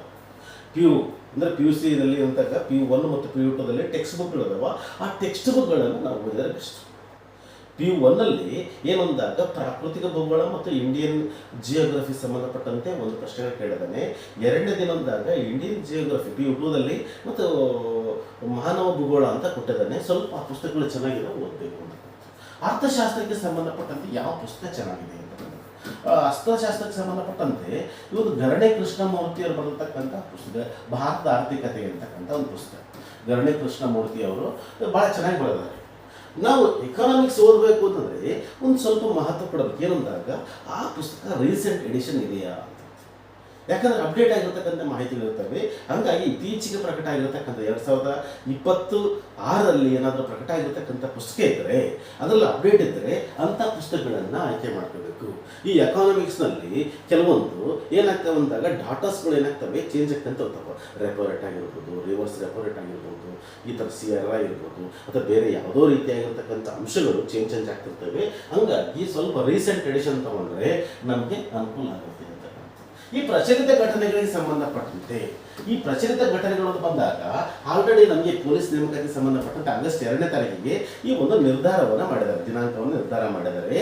ಆ ದಿನಾಂಕ ನಿರ್ಧಾರ ಮಾಡಿದ್ದಾರೆ ಅಂದರೆ ನಾವು ಎಷ್ಟು ದಿನದ ಈ ಒಂದು ಯಾವುದು ಕರೆಂಟ್ ಅಫೇರ್ಸ್ ಓದಬೇಕು ಅಂತ ಬಂದರೆ, ಇಲ್ಲಿ ಏನಂದಾಗ ಸುಮಾರು 6ರಿಂದ 8 ತಿಂಗಳ ಹಿಂದೆ ಹೋಗ್ಬೇಕು ನಾವು. 6ರಿಂದ 8 ತಿಂಗಳು ಅಂದರೆ ಯಾವ ತಿಂಗಳಲ್ಲಿ ಅಂದಾಗ ಆಗಸ್ಟ್ ಅಂತ ಬಂದರೆ ಇಲ್ಲಿ ಜುಲೈ, ಜೂನು, ಮೇ, ಏಪ್ರಿಲು, ನಂತರ ಮಾರ್ಚು, ನಂತರ ಫೆಬ್ರವರಿ, ಜನವರಿ ಅಂದರೆ 2026ರ ಸಂಪೂರ್ಣವಾಗಿರ್ತಕ್ಕಂತಹ ಕರೆಂಟ್ ಅಫೇರ್ಸು ನಾವೇನು ಮಾಡಬೇಕು, ಹಿಂದಿರ್ತಕ್ಕಂಥ ಮ್ಯಾಗ್ಝಿನ್ಗಳನ್ನು ಓದಬೇಕು.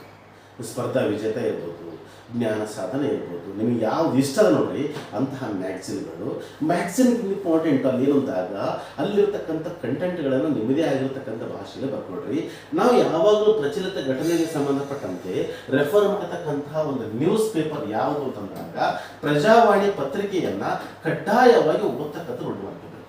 ಪ್ರಜಾವಾಣಿ ಪತ್ರಿಕೆಗಳನ್ನು ನೀವು ಲೈಬ್ರರಿಗೆ ಹೋದರೆ ಹಳೆ ಪೇಪರ್ ಸಿಗ್ತವೆ, ಬಟ್ ಪೇಪರ್ ಹುಡುಕತಕ್ಕಂಥ ತೊಂದರೆ ಆಗುತ್ತೆ. ಹಂಗಾಗಿ ಈ ಪ್ರಜಾವಾಣಿ ಪೇಪರ್ನ ನೀವು ಸ್ಪರ್ಧಾತ್ಮಕ ಪರೀಕ್ಷೆ ಓದ್ತಾ ಇದ್ದೀರಿ ಅಂತಂದರೆ ಈ ಪ್ರಜಾವಾಣಿ ಪೇಪರ್ನ ಕರೆಂಟ್ ಅಫೇರ್ಸ್ ಸಂಬಂಧಪಟ್ಟಂತೆ ಯಾವಾಗಲೂ ರೆಫರ್ ಮಾಡಬೇಕು ಅಂತಕ್ಕಂಥದ್ದು.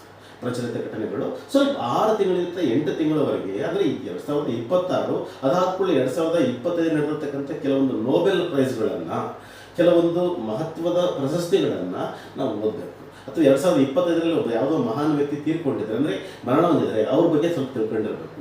ಈ ರೀತಿಯಾಗಿ ಪ್ರಚಲಿತ ಘಟನೆಗಳ ಬಗ್ಗೆ ನಾವು ವರ್ಕ್ ಮಾಡಬೇಕು.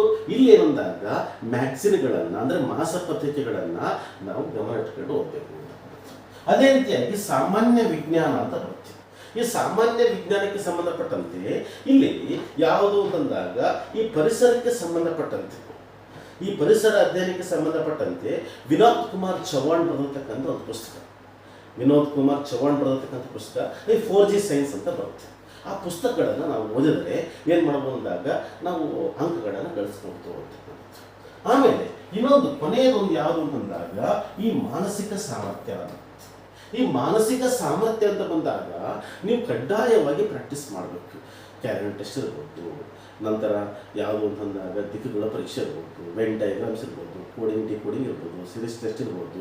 ಸ್ವಲ್ಪ ಮಾನಸಿಕ ಸಾಮರ್ಥ್ಯ ಇದು ಮುಖ್ಯ ಅಲ್ಲ, ನಾವು ಎಷ್ಟು ಪ್ರಾಕ್ಟೀಸ್ ಮಾಡ್ತೀವಿ ನೋಡ್ರಿ, ನಾವು ಆ ಪುಸ್ತಕಗಳು ನಮಗೆ ಏನಾಗ್ತವೆ ಹೆಲ್ಪ್ ಆಗುತ್ತೆ.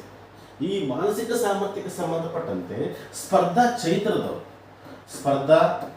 ಚೈತ್ರದವರು ಏನು ಮಾಡಿದ್ದಾರೆ ಅಂದಾಗ ಒಂದು ಪುಸ್ತಕ ಮಾಡಿದ್ದಾರೆ. ಪುಸ್ತಕದ ಹೆಸರೇ ಕನ್ನಡದಲ್ಲಿ ಮಾಡಿದ್ದಾರೆ, ಮೆಂಟಲ್ ಎಬಿಲಿಟಿ ಅಂತಕ್ಕಂಥದ್ದು. ಪುಸ್ತಕದ ಹೆಸರೇ ಮೆಂಟಲ್ ಎಬಿಲಿಟಿ ಅಂತಕ್ಕಂಥದ್ದು. ಈ ಮೆಂಟಲ್ ಎಬಿಲಿಟಿ ಪುಸ್ತಕ ಕನ್ನಡದಲ್ಲಿದೆ. ಇದು ಏನಂದಾಗ RS ಅಗರ್ವಾಲ್ ಒಂದು ವರ್ಬಲ್ ನಾನ್ ವರ್ಬಲ್ ಅಂತ ಪುಸ್ತಕ ಬರುತ್ತೆ, ಅದನ್ನು ಕನ್ನಡದಲ್ಲಿ ಟ್ರಾನ್ಸ್ಲೇಟ್ ಮಾಡಿದರೆ ಇದು ಕನ್ನಡದಲ್ಲಿ ಬಹಳ ಚೆನ್ನಾಗಿರ್ತಕ್ಕಂಥ ಪುಸ್ತಕ. ಸ್ಪರ್ಧಾ ಚೈತ್ರ ಪ್ರಕಾಶನ ಮೆಂಟಲ್ ಎಬಿಲಿಟಿ ಅಂತಕ್ಕಂಥ ಪುಸ್ತಕ ಬಹಳ ಚೆನ್ನಾಗಿರ್ತಕ್ಕಂಥ ಪುಸ್ತಕ. ಆಮೇಲೆ ಇತರೆ ವಿಷಯಗಳು ಬಂದರೆ ನಾವು ಏನು ಮಾಡಬೇಕು ಅಂತಂದಾಗ ಒಂದು ಇಯರ್ ಬುಕ್ ತಗೋಬೇಕು. ಒಂದು ಇಯರ್ ಬುಕ್ 2026 ಇಯರ್ ಬುಕ್ ಯಾವುದು ಅಂತಂದಾಗ ಯಾವುದೋ ಒಂದು ರೀತಿಯಾಗಿರ್ತಕ್ಕಂತಹ year book, millennium year book ಅಂತ ಬರುತ್ತೆ. ನಾನು ಅದನ್ನು ರೆಫರ್ ಮಾಡ್ಬೋದು. ಮಿಲೇನಿಯಂ ಇಯರ್ ಬುಕ್ ಭಾಳ ಚೆನ್ನಾಗಿರುತ್ತೆ ಪುಸ್ತಕಗಳು. ಸ್ವಲ್ಪ ದೊಡ್ಡ ಅಕ್ಷರಗಳಿರ್ತವೆ, ದೊಡ್ಡ ಪುಸ್ತಕ ಬರ್ತದೆ, ಬಟ್ ಭಾಳ ಸ್ಪೀಡ್ ಹೋಗ್ತದೆ. ಮಿಲೇನಿಯಂ ಇಯರ್ ಬುಕ್ ಅಂತಕ್ಕಂಥದ್ದು ಒಂದು ತಗೋಬೋದು.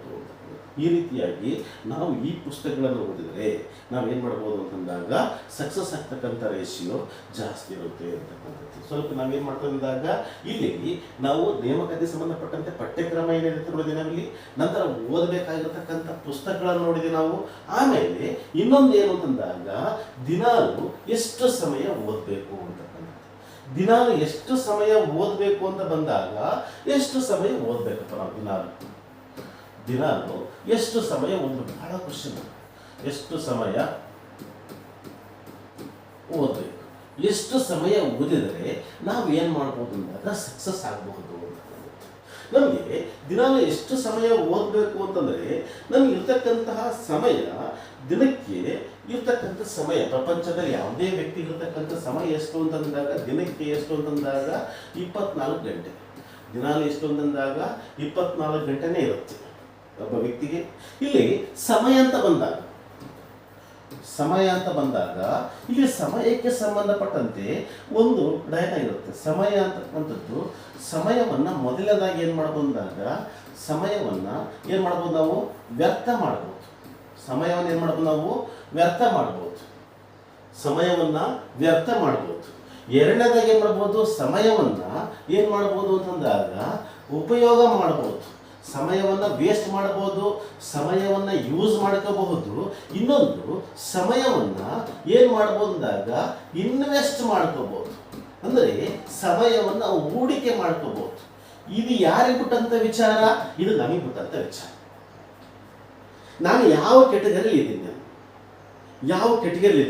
ಸಮಯವನ್ನು ವೇಸ್ಟ್ ಮಾಡ್ತಾ ಇದ್ದೀನಿ. ಏನು ಸಮಯವನ್ನು ವೇಸ್ಟ್ ಮಾಡ್ತೇನೆ ಅಂದಾಗ ನನ್ನ ಜೀವನಕ್ಕೆ ಸಂಬಂಧ ಇಲ್ಲದೆ ಇರತಕ್ಕಂತಹ ಯಾವುದೋ ಒಂದು ತಾತ್ಕಾಲಿಕ ಸುಖಕ್ಕೋಸ್ಕರನೇ ನಮ್ಮ ಸಮಯವನ್ನು ವೇಸ್ಟ್ ಮಾಡ್ಕೊಳ್ತಕ್ಕಂಥದ್ದು. ಎಕ್ಸಾಂಪಲ್ ಹೆಂಗೆ ಅಂತಂದಾಗ ಒಂದು ರೀಲ್ಸ್ ನೋಡ್ಕೊತ ಕುಂದಿರುತ್ತೆ ಫೋನ್ಯಾಗ. ಏನಾಗುತ್ತೆ, ರೀಲ್ಸ್ ನೋಡ್ಕೊಂಡು ಕುತ್ಕೊಂಡಾಗ ಮುಂದಕ್ಕೆ ಓದ್ತಾ ಇರುತ್ತೆ, ಹರಟೆ ಹೊಡ್ತಾ ಇರ್ತೀವಿ, ಸಮಯ ನೋಡ್ತಾ ಇರುತ್ತೆ. ಬೇರೆ ಯಾರ ಜೊತೆಗೆ ನಮಗೆ ಸಂಬಂಧ ಇಲ್ಲ ಅಂತ ಯಾವುದೋ ವ್ಯಕ್ತಿಯ 3rd ಪರ್ಸನ್ ಬಗ್ಗೆ ಮಾತಾಡ್ಕೊಂತ ಇರ್ತೀವಿ, ಸಮಯ ಓಡ್ತಾ ಇರುತ್ತೆ. ನಾನು ಉದಾಹರಣೆ ಕೊಡ್ತಾ ಇದ್ದೀನಿ ಅಷ್ಟೇ. ಅಂದರೆ ಸಮಯವನ್ನು ನಾವಿಲ್ಲೇನು ಮಾಡ್ತಾ ಇದ್ದೀವಿ, ನಾವು ವ್ಯರ್ಥ ಮಾಡ್ತಾ ಇದ್ದೀವಿ ಅಂತಕ್ಕಂಥದ್ದು. ಗೊತ್ತಾಯ್ತಾ? ಇದ್ರ ಬಗ್ಗೆ ಜಾಸ್ತಿ ಹೇಳ್ತಾ ಇದ್ದೀನಿ, ನಾನು ಮುಂದೆ ಸರಿ ಹೇಳ್ತೀನಿ. ಸಮಯವನ್ನು ಉಪಯೋಗ ಮಾಡ್ಕೋಬೋದು. ಏನು ಸಮಯ ಉಪಯೋಗ ಮಾಡ್ಕೋಬೋದು ಅಂತಂದಾಗ ನಾವು ಇರತಕ್ಕಂಥ ಸಮಯವನ್ನು ತಾತ್ಕಾಲಿಕ ಗುರಿಗೋಸ್ಕರನೇ ನಾನು ಏನು ಮಾಡ್ಬೇಕು ಅನ್ಕೊಂಡೀನಿ ಅದಕ್ಕೆ ಬಳಕೆ ಮಾಡ್ಕೊಳ್ತಕ್ಕಂಥದ್ದು, ಏನದು ಉಪಯೋಗ ಮಾಡ್ಕೊಳ್ತಕ್ಕಂಥದ್ದು. ಸಮಯವನ್ನು ನನ್ನ ಮುಂದಿನ ಭವಿಷ್ಯಕ್ಕೆ ತಯಾರಿ ಮಾಡಿಕೊಂಡ್ರೆ ಅದನ್ನು ಹೂಡಿಕೆ ಅಂತ ಕರಿತೀವಿ. ಸಮಯವನ್ನು ನನ್ನ ಮುಂದಿನ ಭವಿಷ್ಯಕ್ಕೆ ಹೂಡಿಕೆ ಮಾಡ್ಕೊಳ್ತಾ ಇದ್ದೀವಿ. ಅಂದರೆ ಹೂಡಿಕೆ ಅರ್ಥ ಎಂದಾಗ ಸಂಪೂರ್ಣವಾಗಿ ಮುಂದೆ ಜೀವನದಲ್ಲಿ ಏನೋ ಬೇಕು ಅದಕ್ಕೋಸ್ಕರ ನಾನು ತಯಾರಿ ಮಾಡ್ಕೊಳ್ತಾ ಇದ್ದೀನಿ. ನಾನು ಯಾವುದೋ ಒಂದು ಕಡೆ ಡಿಪಾಸಿಟ್ ಮಾಡ್ದಂಗೆ. ಎಕ್ಸಾಂಪಲ್, ಎಷ್ಟೋ ವಿದ್ಯಾರ್ಥಿಗಳು ನಾವು ಯಾವಾಗಲೂ ಪರೀಕ್ಷೆ ಬಂದಾಗ ಓದಿದೆ ಯಾವಾಗ ನಿರಂತರವಾಗಿ ಓದ್ತಾ ಇರ್ತಾರೆ. ಅದನ್ನು ಸಮಯವನ್ನು ಹೂಡಿಕೆ ಮಾಡ್ಕೊಳ್ತಾರೆ. ಇವತ್ತಿಗೂ ಸಹ ಇವತ್ತು ನೇಮಕಾತಿ ಆಗ್ತಾ ಇಲ್ಲ, ಆದರೂ ನಾನು ಓದ್ತಾ ಇದ್ದೀನಿ ಅಂತಂದರೆ ಅಲ್ಲಿ ಏನು ಮಾಡ್ತಿದ್ದೀವಿ, ನಾವು ಸಮಯವನ್ನು ಹೂಡಿಕೆ ಮಾಡ್ತಾ ಇದ್ದೀವಿ. ಎಷ್ಟೋ ಜನ ವಿದ್ಯಾರ್ಥಿಗಳು ದಿನನಿತ್ಯ ಸಮಯದಲ್ಲಿ ಮೆಡಿಟೇಷನ್ಗೆ ಟೈಮ್ ಕೊಡ್ತಾ ಇದ್ದಾರೆ. ಈ ಮೆಡಿಟೇಷನ್ ಟೈಮ್ ಕೊಡ್ತಕ್ಕಂಥದ್ದು ಏನಂದಾಗ ಹೂಡಿಕೆ ಮಾಡ್ತಾ ಇದ್ದಾರೆ. ಎಷ್ಟೋ ವಿದ್ಯಾರ್ಥಿಗಳು ಅಥವಾ ಯಾವುದೇ ವ್ಯಕ್ತಿ ಅಂತಕ್ಕಂಥವನು ಅವನು ನಿರಂತರವಾಗಿ ವ್ಯಾಯಾಮ ಮಾಡ್ತಾ ಇದ್ದಾನೆ, ಅದು ಸಮಯವನ್ನು ಹೂಡಿಕೆ ಮಾಡ್ತಾನೆ. ಯಾವುದೋ ವ್ಯಕ್ತಿ ಅಂತಕ್ಕಂಥವನು ಬೇರೆ ಯಾವುದೋ ಒಂದು ಕ್ರಿಯಾತ್ಮಕವಾಗಿರ್ತಕ್ಕಂಥ ಚಟುವಟಿಕೆ ನೋಡ್ತಾ ಇದ್ದಾನೆ, ಅದು ಸಮಯವನ್ನು ಹೂಡಿಕೆ ಮಾಡ್ಕೊಳ್ತಕ್ಕಂಥದ್ದು. ಇಲ್ಲಿ ಫಸ್ಟ್ ನಮಗೆ ಬೇಕಾಗಿರ್ತಕ್ಕಂಥದ್ದು ಪ್ರತಿಯೊಬ್ಬ ವ್ಯಕ್ತಿ ಇರತಕ್ಕಂಥ ಸಮಯ 24 ಗಂಟೆ. ಈ 24 ಗಂಟೆಯಲ್ಲಿ ನಾವು ಎಷ್ಟು ತಾಸು ಓದ್ಬೋದು? ಫಸ್ಟ್ ನಮಗೆ ಬೇಕಾಗಿರ್ತಕ್ಕಂಥದ್ದು ಏನು ಅಂದಾಗ ಎಲ್ಲೆಲ್ಲಿ ವೇಸ್ಟ್ ಆಗುತ್ತೆ ಸಮಯ ಅಂತಕ್ಕಂಥದ್ದು. ಪ್ರತಿಯೊಬ್ಬ ವ್ಯಕ್ತಿ ಅಂತಕ್ಕಂಥ ನಿದ್ದೆ ಮಾಡಬೇಕು. ಕನಿಷ್ಠ ಎಷ್ಟೊಂದಾಗ 4 hours 6 hours ನಾವು ಬಿಟ್ಬಿಡೋಣ. 6 ತಾಸು ನಿದ್ದೆ ಮಾಡಬೇಕು. ಉಳಿದಿರ್ತಕ್ಕಂಥ ಎಲ್ಲ ಚಟುವಟಿಕೆಗಳಿಗೆ ಒಂದು 2 hours ಕೊಡೋಣ. ಊಟ ಮಾಡೋಕ್ಕಾಗಿರ್ಬೋದು, ಸ್ನಾನ ಮಾಡೋಕ್ಕಾಗಿರ್ಬೋದು, ಬೇರೆ ಯಾವುದೋ ಚಟುವಟಿಕೆಗೆ 2 hours ಕೊಡ್ತೀವಿ. ಎಷ್ಟು ಅಂತಂದಾಗ +2 ಎಷ್ಟಾಯ್ತು ಅಂದಾಗ 8 hours ಆಯಿತು. ಉಳಿದಿರ್ತಕ್ಕಂಥ ಸಮಯ ಎಷ್ಟು ಅಂತಂದಾಗ 24ರಲ್ಲಿ 8 ಕಳೆದರೆ ಉಳಿದಿರ್ತಕ್ಕಂಥದ್ದು 16 ಗಂಟೆ. ನನಗೆ ಈ ಸಂದರ್ಭದಲ್ಲಿ ಏನಾಗಿದೆ ಅಂದಾಗ ನನ್ನ ಜೀವನದ ಒಂದು ಬದುಕನ್ನು ನಿರ್ಧಾರ ಮಾಡ್ತಕ್ಕಂಥ ಒಂದು ಪರೀಕ್ಷೆ ಇದೆ, ಪೊಲೀಸ್ ನೇಮಕಾತಿ. ಅದಕ್ಕೆ ಸಂಬಂಧಪಟ್ಟಂತೆ ನಾನು 16 ಗಂಟೆಯಲ್ಲಿ ಎಷ್ಟು ಗಂಟೆ ಬಳಕೆ ಮಾಡಬಹುದು? Have to question our self. ಪ್ರಶ್ನೆ ಬೇರೆ ಯಾರು ಕೇಳಬೇಕಾಗಿಲ್ಲ, ನನಗೋಸ್ಕರ ಪ್ರಶ್ನೆ ಕೇಳಬೇಕು. ಯಾವಾಗ ಸೆಲ್ಫ್ ಟಾಕ್ ಆರಂಭ ಆಗುತ್ತೆ, ಸ್ವಯಂ ಆಗಿರತಕ್ಕಂತಹ ಮಾತುಗಳು ನಾವು ಇನ್ನೊಬ್ಬರ ಜೊತೆ ಮಾತಾಡಿದ್ರೆ ಪರಿಹಾರ ಸಿಗಲ್ಲ. ಯಾವಾಗ ಸೆಲ್ಫ್ ಟಾಕ್ ಸ್ಟಾರ್ಟ್ ಆಗುತ್ತೆ. ಸೆಲ್ಫ್ ಟಾಕ್ ಅಂತಂದ್ರೆ ನಾನು ನನ್ನ ಭವಿಷ್ಯ ನನಗೋಸ್ಕರ ಏನನ್ನ ನಾನು ಮಾಡ್ಕೊಳ್ತಾ ಇದ್ದೀನಿ, ಅದು ಸೆಲ್ಫ್ ಟಾಕ್ ಅಂತ ಕರಿತೀವಿ ನಾವು. ಅಂದರೆ ನನ್ನ ಬದುಕಿನ ಮಹತ್ವವಾಗಿರತಕ್ಕಂತಹ ಒಂದು ಅಂಶ ಇದೆ, ಅದಕ್ಕೋಸ್ಕರನೇ ನಾನು ಇರ್ತಕ್ಕಂಥ 16 ಗಂಟೆಯಲ್ಲಿ ಎಷ್ಟು ಗಂಟೆ ನಾನು ಓದ್ತಾ ಇದ್ದೀನಿ. ನನ್ನ ಅಭಿಪ್ರಾಯದ ಪ್ರಕಾರ ಕನಿಷ್ಠ 12ರಿಂದ 14 ಗಂಟೆ ನೀವು ಓದಲೇಬೇಕಾಗಿರತಕ್ಕಂಥ ಅಗತ್ಯತೆ ಇವತ್ತಿದೆ. ಅನಿವಾರ್ಯತೆ ಇದೆ, ಅಗತ್ಯಕ್ಕಿಂತ ಅನಿವಾರ್ಯತೆ ಇದೆ. ಆ ರೀತಿ ನೀವು ಓದಿದರೆ ಏನು ಮಾಡ್ಬೋದು, ಸಕ್ಸಸ್ ಆಗ್ತಕ್ಕಂಥ ರೇಷಿಯೋ ಜಾಸ್ತಿ ಆಗುತ್ತೆ. ಎಷ್ಟು ಸಮಯ ಓದಬೇಕು ಅಂತಕ್ಕಂಥ ಆಮೇಲೆ ಓದೋ ವಿಧಾನ ಹೇಗಿರಬೇಕು ನೋಡಿ, ನೆಕ್ಸ್ಟ್ ಪಾಯಿಂಟ್ ಇರ್ತಕ್ಕಂಥದ್ದು ಇನ್ನೊಂದಾಗ ಓದುವ ವಿಧಾನ ಹೇಗಿರಬೇಕು ಅಂತ. ಓದುವ ವಿಧಾನ ಹೇಗಿರಬೇಕು, ಏನಿದು ಓದುವ ವಿಧಾನ ಹೇಗಿರಬೇಕು ಅಂತಂದರೆ, ಇರತಕ್ಕಂಥ ಸಮಯದಲ್ಲಿ ನನಗೆ ಹೆಂಗೆ ಓದಿದರೆ ಅನುಕೂಲ ಆಗುತ್ತೆ. ಬಹಳ ಜನ ವಿದ್ಯಾರ್ಥಿಗಳು ನೋಡ್ತಾ ಇದ್ದೀನಿ ಏನು ಅಂತಂದಾಗ, ಸ್ಪರ್ಧಾತ್ಮಕ ಸಂಬಂಧಪಟ್ಟಂತೆ ನಾನು ಆಲ್ರೆಡಿ ಯಾವುದು ಅಂತಂದಾಗ ಇಂಡಿಯನ್ ಕಾನ್ಸ್ಟಿಟ್ಯೂಷನ್ ಓದ್ತಾ ಇದ್ದಾರೆ. ಇಂಡಿಯನ್ ಕಾನ್ಸ್ಟಿಟ್ಯೂಷನ್ ಓದಿದಾಗ ಎಲ್ಲಿಂದ ಸ್ಟಾರ್ಟ್ ಮಾಡ್ತೀವಿ, ಯಾವಾಗ ಓದಬೇಕು ಅಂತಂದರೆ ಎಲ್ಲಿಂದ ಸ್ಟಾರ್ಟ್ ಮಾಡ್ತೀವಿ ನಾವು, ಮತ್ತೆ ಅಲ್ಲಿಂದ ಪೂರ್ವ ಪೀಠಿಕೆ, ಸಂವಿಧಾನದ ಹಿನ್ನೆಲೆ, ಅಲ್ಲಿಂದ ಸ್ಟಾರ್ಟ್ ಆಗಿರ್ತಕ್ಕಂಥದ್ದು ಕೊನೆಗೆ ಬರ್ತಕ್ಕಂಥ ಟಾಪಿಕ್ಗಳು ಗೊತ್ತೇ ಇರೋಂಗಿಲ್ಲ. ಶಾಲೆಯಲ್ಲಿ ಮಕ್ಕಳಿಗೆ ಕೇಳ್ತಿರ್ತೇವೆ ಯಾವಾಗಲೂ. ಒಂದನೇ ಪಾಠ ಪ್ರಶ್ನೋತ್ತರಗಳು ಎಲ್ಲ ವಿದ್ಯಾರ್ಥಿಗಳು ಬರ್ತಿರ್ತವೆ, ಎರಡನೇ ಪಾಠ ಪ್ರಶ್ನೋತ್ತರಗಳು ಭಾಳ ವಿದ್ಯಾರ್ಥಿಗಳು ಬರ್ತಾವೆ. ಅದೇ ಎಂಟನೇ ಪಾಠ ಪ್ರಶ್ನೋತ್ತರ ಕೇಳಿದ್ರೆ ಯಾರಿಗೆ ಗೊತ್ತಿರೋದು. ಯಾಕೆ ಹಿಂಗೆ ಅಂತಂದರೆ ನಮ್ಮ ಮೈಂಡ್ ಸೆಟ್ ಆ ಥರ ಬೆಳೆದ್ಬಿಟ್ಟದೆ. ನಾವು ಯಾವಾಗ ಓದೋ ಸ್ಟಾರ್ಟ್ ಮಾಡಿದ್ರೆ ಎಲ್ಲಿಂದ ಸ್ಟಾರ್ಟ್ ಮಾಡ್ತೀವಿ, ಮೊದಲಿಂದ ಸ್ಟಾರ್ಟ್ ಮಾಡ್ತೀವಿ, ಕೊನೆಗೆ ಎಂಟು ಮಾಡ್ತೀವಿ. ಅಷ್ಟೊತ್ತಿಗೆ ನಮ್ಮ ಒಂದು ಏನಾಗಿರುತ್ತೆ ಅಂತಂದಾಗ ಈ ಒಂದು ತಾಳ್ಮೆ ಕಡಿಮೆ ಆಗಿರುತ್ತೆ, ಅಷ್ಟೊತ್ತಿಗೆ ಪೇಷನ್ಸ್ ಹಾಳಾಗಿರುತ್ತೆ, ನಾವು ಕೊನೆಯಲ್ಲಿ ಓದೋಂಗಿಲ್ಲ. ನಾವಿಲ್ಲಿ ಏನು ಮಾಡಬೇಕಾಗಿದೆ ಅಂತಂದರೆ, ಯಾವ ಟಾಪಿಕ್ಕು ಆಲ್ರೆಡಿ ನನಗೆ ಗೊತ್ತಿದೆ ಅದಕ್ಕೆ ಮಹತ್ವ ಕೊಡಲಾರ್ದೇ ಕ್ವಶನ್ ಪೇಪರ್ ಇಟ್ಕೊಂಡು ಯಾವ್ಯಾವ ಟಾಪಿಕ್ ಮೇಲೆ ಪ್ರಶ್ನೆ ಕೇಳಿದರೆ ನನಗೆ ಎಷ್ಟು ಟಾಪಿಕ್ ಗೊತ್ತಿದಾವ, ಎಷ್ಟು ಟಾಪಿಕ್ ಗೊತ್ತಿಲ್ಲ, ಯಾವ ಟಾಪಿಕ್ ಗೊತ್ತಿಲ್ಲ ಅದಕ್ಕೆ ಏನು ಮಾಡ್ಬೇಕು, ನಾವು ಮಹತ್ವ ಕೊಟ್ಕೊಂತ ಹೋಗ್ಬೇಕು. ನಾವು ಆ ರೀತಿ ಓದಿದ್ರು ಓದು ವಿಧಾನ ಅಂತ ಹೇಳ್ತಾ ಇದ್ದೀನಿ ನಾನು ನಿಮಗೆ. ಅರ್ಥ ಆಗಿದೆ ನಿಮಗೆ ಏನು ಅಂತಂದಾಗ, ನನಗೆ ಈ ಒಂದು ಎಕ್ಸಾಂಪಲ್ ಯಾವುದು ಅಂತಂದಾಗ, ಇತಿಹಾಸ ವಿಷಯಗಳಿಗೆ ಸಂಬಂಧಪಟ್ಟಂತೆ ಯಾವ ಟಾಪಿಕ್ ನನಗೆ ಗೊತ್ತಿಲ್ಲ. ಅಲ್ಲಿ ಪ್ರಶ್ನೆ ಕೇಳಿದಾನೆ, ಯಾವುದೊಂದು ಮರಾಠರ ಬಗ್ಗೆ ಪ್ರಶ್ನೆ ಕೇಳಿದಾನೆ, ಆ ಮರಾಠರ ಬಗ್ಗೆ ಪ್ರಶ್ನೆ ಕೇಳಿದಾನೆ, ಅಲ್ಲಿ ಶಿವಾಜಿ ಬಗ್ಗೆ ಪ್ರಶ್ನೆ ಕೇಳಿದಾನೆ, ಅಥವಾ ಯಾವುದೋ ರೀತಿಯ ಪೇಶ್ವ ಬಗ್ಗೆ ಪ್ರಶ್ನೆ ಕೇಳಿದಾನೆ. ಆ ಪೇಶ್ವ ಬಗ್ಗೆ ಗೊತ್ತಿಲ್ಲ, ನಾವೇನು ಮಾಡಬೇಕು, ಆ ಸಂದರ್ಭದಲ್ಲಿ ಆ ಪೇಶ್ವ ಬಗ್ಗೆ ಮಿನಿಮಮ್ ಆಗಿರತಕ್ಕಂಥ ನಾಲೆಜ್ ಅಂತ ತಗೋಬೇಕು.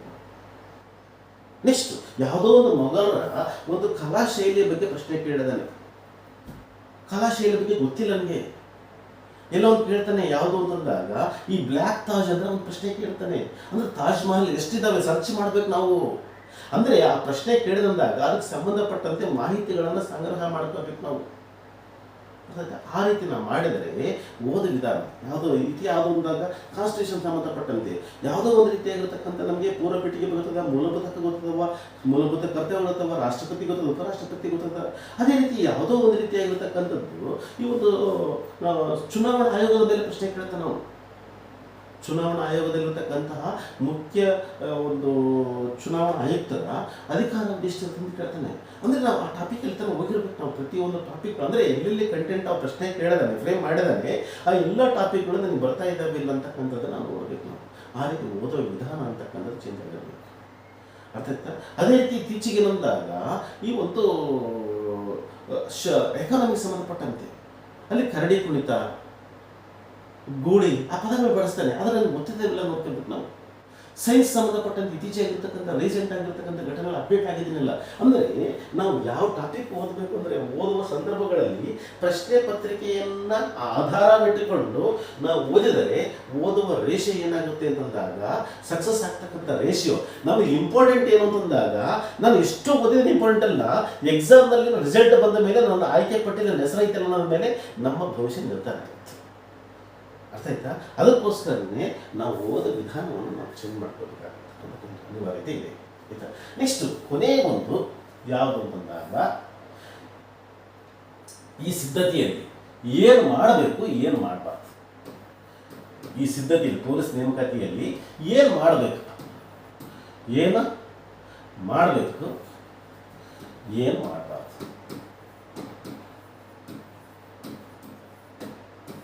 ಯಾವುದು ಸಂಬಂಧಪಟ್ಟಂತೆ ಪರೀಕ್ಷೆ ಸಿದ್ಧತೆಯಲ್ಲಿ ಏನು ಮಾಡಬೇಕು ಏನು ಮಾಡಬಾರ್ದು. ಫಸ್ಟ್ ಇಲ್ಲಿಗೆ ಬರೋಣ. ಅದು ಏನು ಮಾಡಬಾರ್ದು, ಡೋಂಟ್ಸ್ ಆ್ಯಂಡ್ ಡೂಸ್ ಅಂತ ಕರಿತೀವಿ ನಾವು. ಏನು ಮಾಡಬೇಕು ಏನು ಮಾಡಬಾರ್ದು ಏನು ಅಂದಾಗ, ಇಲ್ಲಿ ಫಸ್ಟ್ನೇದು ಏನು ಅಂದಾಗ, ಅನವಶ್ಯಕವಾಗಿ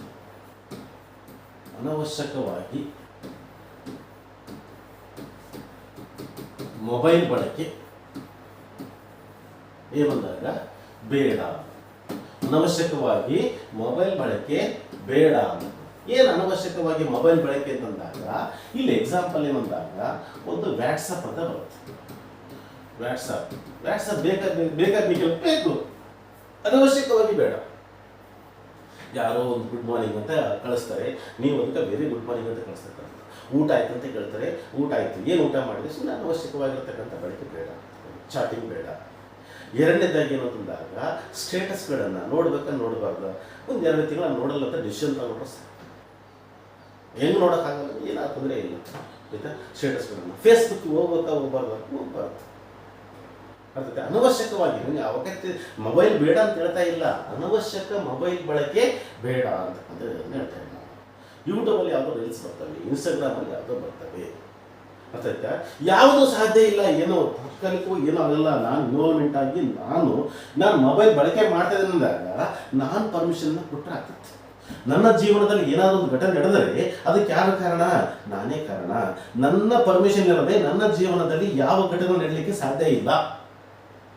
ಇವತ್ತು ಏನಾದರೂ ನಡೆದಿದ್ದಾವೆ, ಇವತ್ತು ನನ್ನ ಪರಿಸ್ಥಿತಿಗೆ ಯಾರು ಕಾರಣ ಅಂದರೆ ನಾನೇ ಕಾರಣ. ಯಾಕಂದ್ರೆ ಅದಕ್ಕೆ ಪರ್ಮಿಷನ್ ಕೊಟ್ಟಿದ್ದೀನಿ.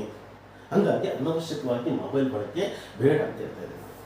ಎರಡನೇದು ಏನು ಅಂದಾಗ ಈ ಒಂದು ಭಾಳಷ್ಟು ಇಂಪಾರ್ಟೆಂಟ್ ಫಂಕ್ಷನ್ಸ್ ಇದಾವೆ ಸರ್. ನಮ್ಮ ಮನೆಯಲ್ಲಿ ಮದುವೆ ಇದೆ, ನಮ್ಮ ಕ್ಲೋಸ್ ಫ್ರೆಂಡ್ ಮದುವೆ ಇದೆ, ಏನೂ ತೊಂದರೆ ಇಲ್ಲ, ಊರಿಗೆ ಏನಾಗಲ್ಲ. ಜಾತ್ರೆಗಳಿದಾವೆ ಸರ್, ನಮ್ಮದು ತೊಂದರೆ ಇಲ್ಲ, ಒಂದು ಜಾತ್ರೆ ಬಿಟ್ಟರೆ ಏನಾಗಲ್ಲ. ಮನೇಲಿ ಹಬ್ಬ ಮಾಡ್ತಾರೆ ಸರ್, ತೊಂದರೆ ಇಲ್ಲ, ಬೇಕಾಗಿಲ್ಲ. ಏನೋ ಮಾಡ್ತಾ ಇದ್ದಾರೆ, ಯಾವ ಫಂಕ್ಷನ್ಗಳನ್ನು ಅವಾಯ್ಡ್ ಮಾಡಿರಿ. ಅಗತ್ಯವಾಗಿ ಹೋಗಲೇಬೇಕಾಗಿರ್ತಕ್ಕಂಥ ಪರಿಸ್ಥಿತಿ ಬಂದರೆ ಅದಕ್ಕೆ ಗಂಟೆಗಳಿಗೆ ಸೀಮಿತ ಕೊಡ್ರಿ. 1 ಗಂಟೆ, ಅರ್ಧ ಗಂಟೆ, 1 ಗಂಟೆ ಅಲ್ಲಿ ಹೋಗ್ರಿ, ಪ್ರೆಸೆಂಟ್ ಹಾಕ್ರಿ, ಬರ್ರಿ. ಅದಕ್ಕೋಸ್ಕರನೇ 2 ದಿನ 3 ದಿನ ನಾವು ಟೈಮ್ ವೇಸ್ಟ್ ಮಾಡ್ತೀನಿ. ಅದರಿಂದ ಗೊತ್ತಾಯ್ತಾ. ಈ ರೀತಿಯಾಗಿ ಫಂಕ್ಷನ್ಗಳು, ಮ್ಯಾರೇಜ್ಗಳು, ಜಾತ್ರೆಗಳು, ಹಬ್ಬ ಹರಿದಿನಗಳು, ಗೊತ್ತಾಯ್ತಾ, ಇವು ಬೇಡ ಅಂತಕ್ಕಂಥದ್ದು ನಾನು. ಆಮೇಲೆ ಗೆಳೆಯರ ಬರ್ತ್ಡೇ ಪಾರ್ಟಿ ಮಾಡ್ತಕ್ಕಂಥದ್ದು ತೊಂದರೆ ಇಲ್ಲ, ಬೇಡ ಅಷ್ಟು. ಯಾವುದೋ ನಾನು ಕ್ರೀಡೆಯಲ್ಲಿ ತೊಡ್ತಾ ಇದ್ದೀನಿ, 2 ತಾಸು ಆಡ್ತೀನಿ ಸರ್, ಆಡೋದು ಅನಿಸುತ್ತೆ, ಬೇಕಾಗಿಲ್ಲ. ಶಾಪಿಂಗು ಭಾಳ ಡೇಂಜರಸ್ ಇದೆ. ಇನ್ನೊಂದಾಗ ಶಾಪಿಂಗು ಮಾಡಬಾರ್ದಾ? ಬೇಡ. ಆನ್ಲೈನ್ ಶಾಪಿಂಗ್ ಮಾಡ್ತಾರೆ, ಅದು ಬೇಡ. ಅದಾಯ್ತಾ, ಶಾಪಿಂಗು ಬೇಡ, ಏನಾಗಲ್ಲ, ತೊಂದರೆ ಇಲ್ಲ. ಅದೇ ರೀತಿಯಾಗಿ ಫ್ರೆಂಡ್ ಜೊತೆ ಹರಟೆ ಹೊಡ್ತಕ್ಕಂಥದ್ದು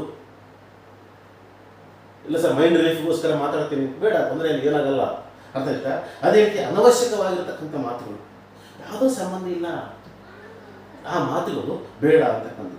ವಾದ ಮಾಡ್ತಕ್ಕಂಥದ್ದು, ಏನು ವಾದ ಮಾಡ್ತಕ್ಕಂಥದ್ದು? ಅನವಶ್ಯಕವಾಗಿ ವಾದ ಮಾಡ್ತಕ್ಕಂಥ, ಯಾವುದೋ ಮಾತಾಡ್ತಕ್ಕಂಥದ್ದು, ಏನೋ ಗೊತ್ತಿಲ್ಲ, ಯಾವುದೋ ರಾಜಕೀಯ ಘಟನೆಗಳು, ಯಾವುದೋ ಕ್ರಿಕೆಟ್ ನಡೆದಕ್ಕಂಥದ್ದು, ಯಾವುದೋ ಸ್ಪೋರ್ಟ್ಸ್ ನಡೆದಕ್ಕಂಥದ್ದು, ಯಾವುದೋ ಘಟನೆಗಳು ನಮ್ಮ ವ್ಯಾಪ್ತಿ ಬಂದಿಲ್ಲ, ಆ ಮಾತುಗಳು ಮಾಡಬೇಕು ಬೇಡ ಅಂದರೆ ಬೇಡ ಅಂತಕ್ಕಂಥದ್ದು. ಅದಕ್ಕೆ ಅದೇ ರೀತಿ ಜಂಕ್ ಫುಡ್ಗಳನ್ನು ಭಾಳಷ್ಟು ಇಂಪಾರ್ಟೆಂಟು. ವಾದ ಬೇಡ, ನಂತರ ಅನವಶ್ಯಕ ಮಾತು ಬೇಡ, ನಂತರ ಇನ್ನೊಂದು ಜಂಕ್ ಫುಡ್ ಅಂತಕ್ಕಂಥದ್ದು. ಜಂಕ್ ಫುಡ್ ಭಾಳ ಡೇಂಜರಸ್, ಇದು ಬೇಡ ಅಂತಕ್ಕಂಥದ್ದು. ಇದು ಏನು ಮಾಡುತ್ತೆ? ನಮ್ಮ ಜೀರ್ಣ ವ್ಯವಸ್ಥೆಯನ್ನು ಸಂಪೂರ್ಣವಾಗಿ ಕಡಿಮೆ ಮಾಡುತ್ತೆ. ನಮಗೆ ಜೀರ್ಣಕ್ರಿಯೆ ಜಾಸ್ತಿ ಸಮಯ ಬೇಕು, ನಮ್ಮ ಒಂದು ಕ್ರಿಯಾತ್ಮಕವಾಗಿರ್ತಕ್ಕಂಥ ಬದಲಾವಣೆ ಶಕ್ತಿ ಇದರಿಂದ ಕಡಿಮೆ ಆಗುತ್ತೆ. ಇದು ಬೇಡ ಅಂತಕ್ಕಂಥದ್ದು. ಅದಾಯ್ತಾ. ಇವು ನನ್ನ ಅಭಿಪ್ರಾಯದಲ್ಲಿ ಬೇಡ ಅಂತ ಹೇಳ್ತಾ ಇದ್ದೀನಿ. ಅದಾಯ್ತಾ. ನೆಕ್ಸ್ಟ್ ಏನು ಮಾಡಬೇಕಪ್ಪ ನಾನು ಅಂತಂದರೆ, ಕಡ್ಡಾಯವಾಗಿ ಮಾಡಬೇಕಾಗಿರತಕ್ಕಂಥದ್ದು ಏನು ಅಂತಾಗ ಮೆಡಿಟೇಷನ್ ಮಾಡಿ. ಯಾಕೆ ಮೆಡಿಟೇಷನ್ ಅಂದಾಗ, ಅಟ್ಲೀಸ್ಟ್ ದಿನಕ್ಕೆ ನೀವು ಏನಾದರೂ ಓದ್ತಾ ಇದ್ದೀರ ಅಂತಂದಾಗ ದಿನಕ್ಕೆ ಒಂದು 20 ಮಿನಿಟ್ಸ್. ಇಲ್ಲ ಸರ್, ಟೈಮ್ ವೇಸ್ಟ್ ಆಗುತ್ತೆ, ಸಾಧ್ಯ ಇಲ್ಲ. ನಿಮ್ಮಲ್ಲಿ ಏಕಾಗ್ರತೆ ಬೆಳೆಯುತ್ತೆ, ನೀವು ಪ್ರೆಸೆಂಟ್ ಆಗಿರೋದಕ್ಕೆ ಅನುಕೂಲ ಆಗುತ್ತೆ. ಹಾಗಾಗಿ ಮೆಡಿಟೇಷನ್ ಭಾಳ ಇಂಪಾರ್ಟೆಂಟ್. ಸ್ವಲ್ಪ ಹೆಚ್ಚು ಹಣ್ಣು ಮತ್ತು ತರಕಾರಿಗಳನ್ನು ತಗೊಳ್ಳಿ, ಹೆಚ್ಚು ತರಕಾರಿಗಳನ್ನು ಬಳಸ್ರಿ, ಹೆಚ್ಚು ಹಣ್ಣುಗಳನ್ನು ಬಳಸ್ರಿ. ಹಣ್ಣಂದ ಕೂಡಲೇ ಯಾವುದೋ ಯಾಪಲ ತಗೋಬೇಕಂತಿಲ್ಲ, ಮಾರ್ಕೆಟ್ನಲ್ಲಿ ಅತಿ ಕಡಿಮೆ ಬೆಲೆ ಯಾವ್ದು ಸಿಗುತ್ತೆ ಅದನ್ನು ತಗೊಳ್ರಿ. ನಿಮಗೆ ಸುತ್ತಮುತ್ತರ್ತಕ್ಕಂಥ ಗಿಡ ಮರಗಳಲ್ಲಿ ಯಾವ್ದು ಬೆಳೆಯುತ್ತೆ ಅದನ್ನು ತಗೊಳ್ರಿ, ಅದು ಒಂದು. ಆಮೇಲೆ ಆರೋಗ್ಯಕರ ಚರ್ಚೆಗಳು, ಯಾವುದೋ ವಿಷಯಕ್ಕೆ ಸಂಬಂಧಪಟ್ಟಂತೆ ಆರೋಗ್ಯಕರವಾಗಿರ್ತಕ್ಕಂತಹ ಚರ್ಚೆಗಳನ್ನು ಮಾಡಿ. ಈ ಥರ ನಾವು ಮಾಡಿದ್ದೇ ಆದರೆ ಏನು ಮಾಡಬಹುದು ಅಂತಂದಾಗ, ನಮಗೆ ಏನು ಅಂತಂದಾಗ ಎಕ್ಸಾಮ್ನಲ್ಲಿ ನಮಗೆ ಈ ಒಂದು ಎಕ್ಸಾಮ್ನಲ್ಲಿ ನಮಗೆ 2 ತಿಂಗಳಲ್ಲಿ ನಾವು ಪೊಲೀಸ್ ನೇಮಕಾತಿ ಮಾಡಬೇಕು ಅಂತಂದರೆ ಈ ರೀತಿಯಾಗಿರತಕ್ಕಂಥ ನನ್ನ ವಿಧಾನ, ನಿಮಗೆ ಇಷ್ಟ ಅನಿಸಿದರೆ ಏನು ಮಾಡಿರಿ, ನಿಮ್ಮ ಸ್ನೇಹಿತರು ಶೇರ್ ಮಾಡಿರಿ, ಇದನ್ನು ಅಳವಡಿಸ್ಕೊಳ್ರಿ. ಈ ವಿಧಾನ ಅಂತಕ್ಕಂಥದ್ದು ನೀವು ಅಳವಡಿಸ್ಕೊಂಡು ಸಕ್ಸಸ್ ಆದರೆ ಖುಷಿ ಪಡ್ತಕ್ಕಂಥ ಮೊದಲ ವ್ಯಕ್ತಿ ಯಾರು ಅಂತಂದಾಗ ನಾನು.